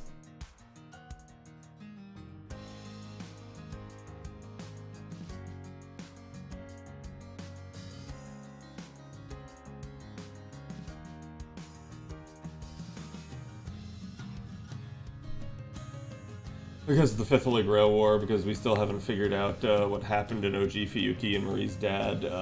Winning the Holy Grail War leads to the existence of Chaldea, which doesn't make sense because the OG 3 routes of Fate Stay Night should happen. Yeah, and I think the idea to understand here is, in FGO, we are proper human history. That does not mean that proper human history, so we're gonna call this FGO. That does not mean that proper human history for, like, Fate Stay Night is the same. And I need chat to understand that. Different works throughout the Nasuverse are all different timelines. That does not mean they all got pruned. They are in and of themselves like their own possibility and could be attributed to being proper human history for themselves. There is no one continuity. And that's where the idea of like the kaleidoscope and all that shit comes from. The ability to like view all these other possibilities, right? But looking at it from the lens of FGO, these lost belts are seemingly proper human history lost belts for FGO. In theory, you could have a Fate lost belt, or like, I don't know, an Apocrypha lost belt or something like that. And that in and of itself is a thing. And we also can see this because, like, for instance, let's use Apocrypha for example. We have collaborations with Apocrypha where the Apocrypha characters come in and they are not the same. They are very similar, but they're a little bit different. And that's exactly the point, is like, all of this is technically within the FGO universe. And yes, FGO has been stated to be a tie that binds some of the other universes. It's still more or less a marketing ploy to say that sort of thing. And each work is treated as its own respective timeline, right?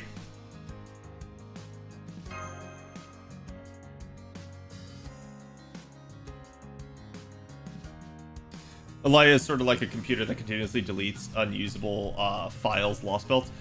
I don't know about the computer analogy, but yeah, at least like we can say that, again, there is the theoretical pruning phenomenon that we get told about multiple times in the game. And that phenomenon is, again, the idea that alternates get pruned. Like, alternate timelines get pruned if they can't continue on. Why can't they continue on? Because humanity died out. And when the goal is to protect humanity, therein lies the problem. So you have to delete that timeline so that humanity can continue to exist. What happened in the case of the Lost Belts is somebody brought them back. So I want you guys to imagine, and this is actually very normal, like, depictions. This is an analogy right here, but it's like, imagine you have a tent, chat, and the tent has stakes. But then imagine the tent next door doesn't have a stake on one side of it and starts like flapping in the wind.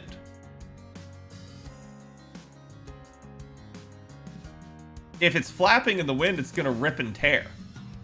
And so we get rid of that tent. What a lost belt is we brought the tent back and we put a stake in it so that it stops flapping.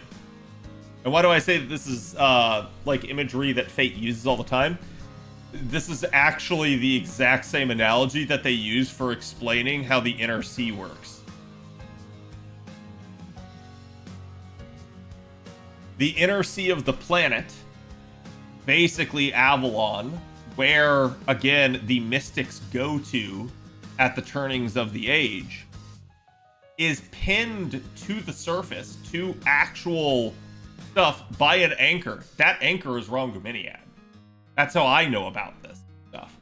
You're literally told that Rongominiad is the anchor that keeps the two worlds together. Okay, otherwise, we're gonna fly off into space or something. I don't know.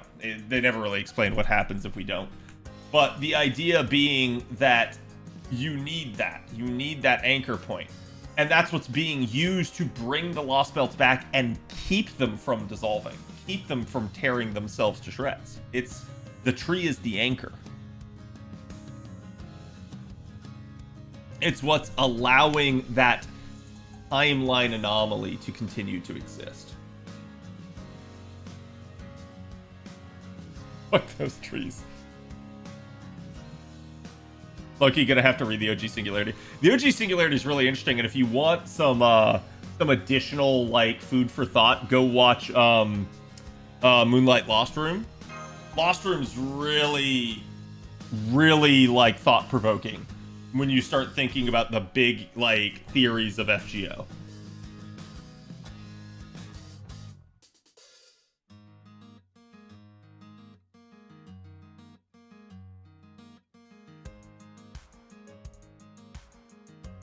Question is about progress, not necessarily humanity's continuation, hence why humans are still alive in Lost Belts 1 through 5, but Lost Belts are still but are still lost belts because humanity stopped progressing. Yes, because the idea would be that if humanity stops any progress whatsoever altogether, that humanity will not continue to evolve and humanity will eventually die out. The idea here is no progress equals death. Or I guess you could say it may as well be as good as death, right? And keep in mind, that's where they're pruned. When they get brought back, the reason humanity's still there is just because, again, they were brought back.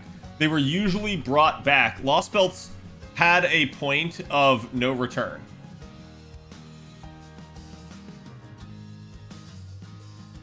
Lost Belts are brought back prior to that point, and then an anchor is put into place.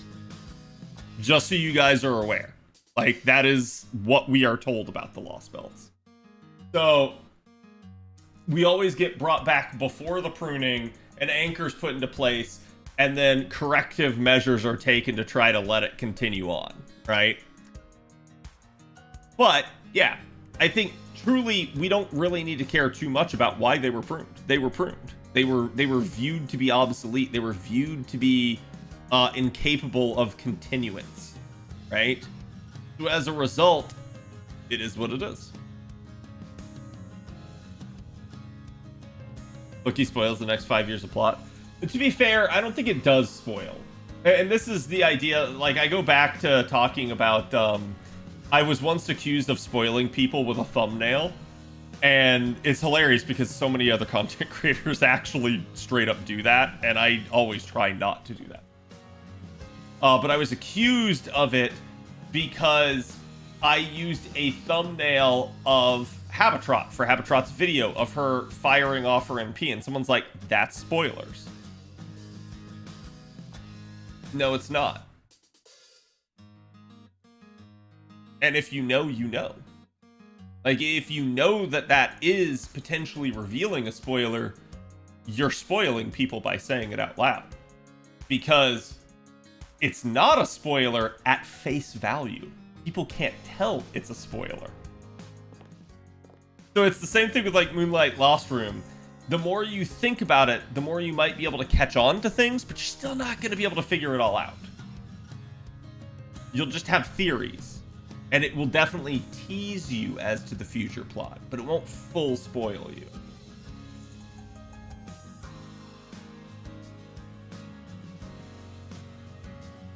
Random detail where you least expect it or straight up tell you what happens without you realizing it. Yeah. He's very good at wordplay. That's something I will always give Nasu. He knows how to phrase things in a very mysterious, cryptic, ulterior, and sort of double entendre type of way. And I think it's because he has such range as a writer that is why, again, like, some people feel like he's hit or miss. Some people have a lot of, like, respect for him because they realize it's like, yeah, like, for me even, the fact I have some criticism sometimes with the way Nasu writes stuff or the way he lets people under him write stuff. But ultimately, I can't criticize the range that they have. Like, for instance, a lot of the misconceptions about LB6 and a lot of my like, annoyances with the way things work in LB6 are because things are stated to be implicit when you have actual proof later on in LB6 that they are not. So it's very interesting the way that, like, tone and context are wielded to make things seem as if they are the truth. And that takes a very talented writer to do that, knowing full well that it's not. And that's, again, that's that appeal to authority, the unreliable narrator, that sort of idea. It's like, being able to write that well is insane. It's very good. And that's why, like, in spite of having my gripes that I do about, like, LB6, LB6 is still fantastic and one of the best written chapters of the whole game. Like,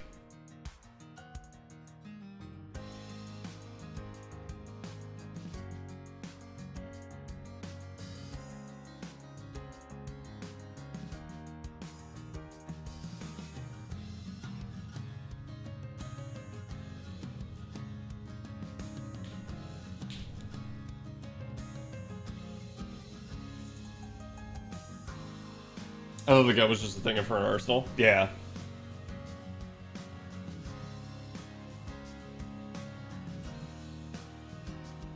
One day I hope to come even close to his mastery of the red herring, pretty much.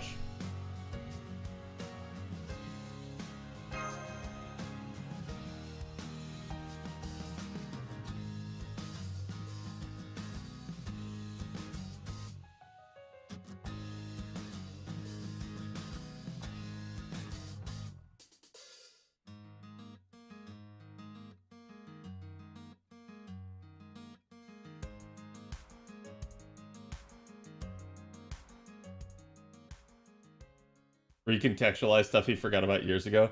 I think a lot of people don't give Nasu enough credit, and I've talked about this before, that like, it's very clear that Nasu had an actual plan for the first two parts of FGO. I don't believe Nasu had a plan for part 3. Let's be honest. At least not like years ago. He maybe has started thinking of it more recently, but I think the first two parts, like all of Lost Belt, at least its major plot points. I'm not talking about the point fives. I'm not talking about Ordeal Call, even. But I think the journey and its major plot points and major reveals, I think Nasu had planned out from before FGO was ever even released to the public. And that takes a lot of, like, a lot of planning, that takes a lot of intelligence. But ultimately, it's not as hard as people think it is. I think some people think that that's some sort of monumental task, and it really truly isn't. It just requires a plan and execution of that plan. And then you work out the details as you go.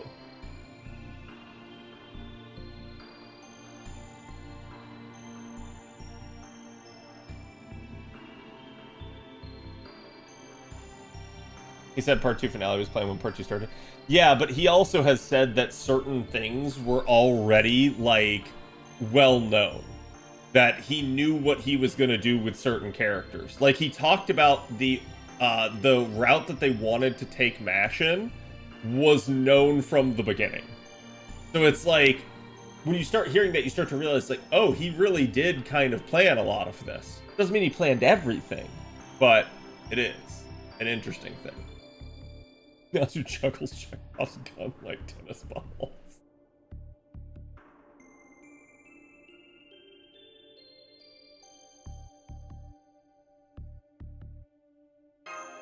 This is interesting.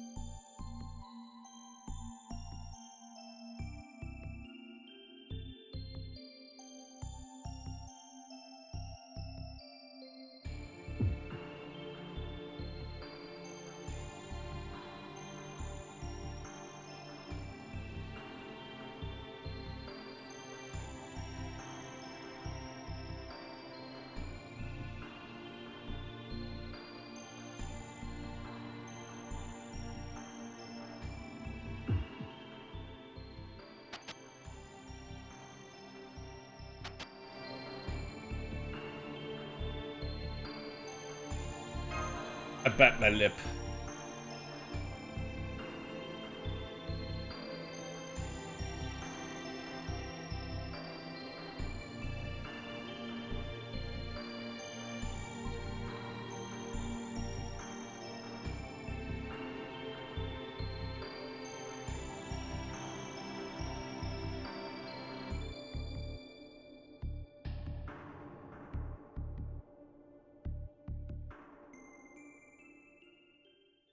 I bet you do. Yeah, she hates this.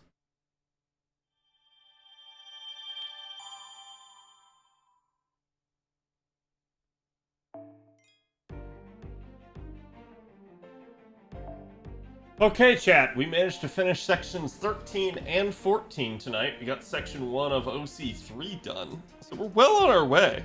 I want to say we're over halfway into OC2, but I know that's probably not true because, you know, Nasu can't write, you know, later chapters without them being 9 bullet points, so it is the way it is. Her hating me didn't stop her from coming home.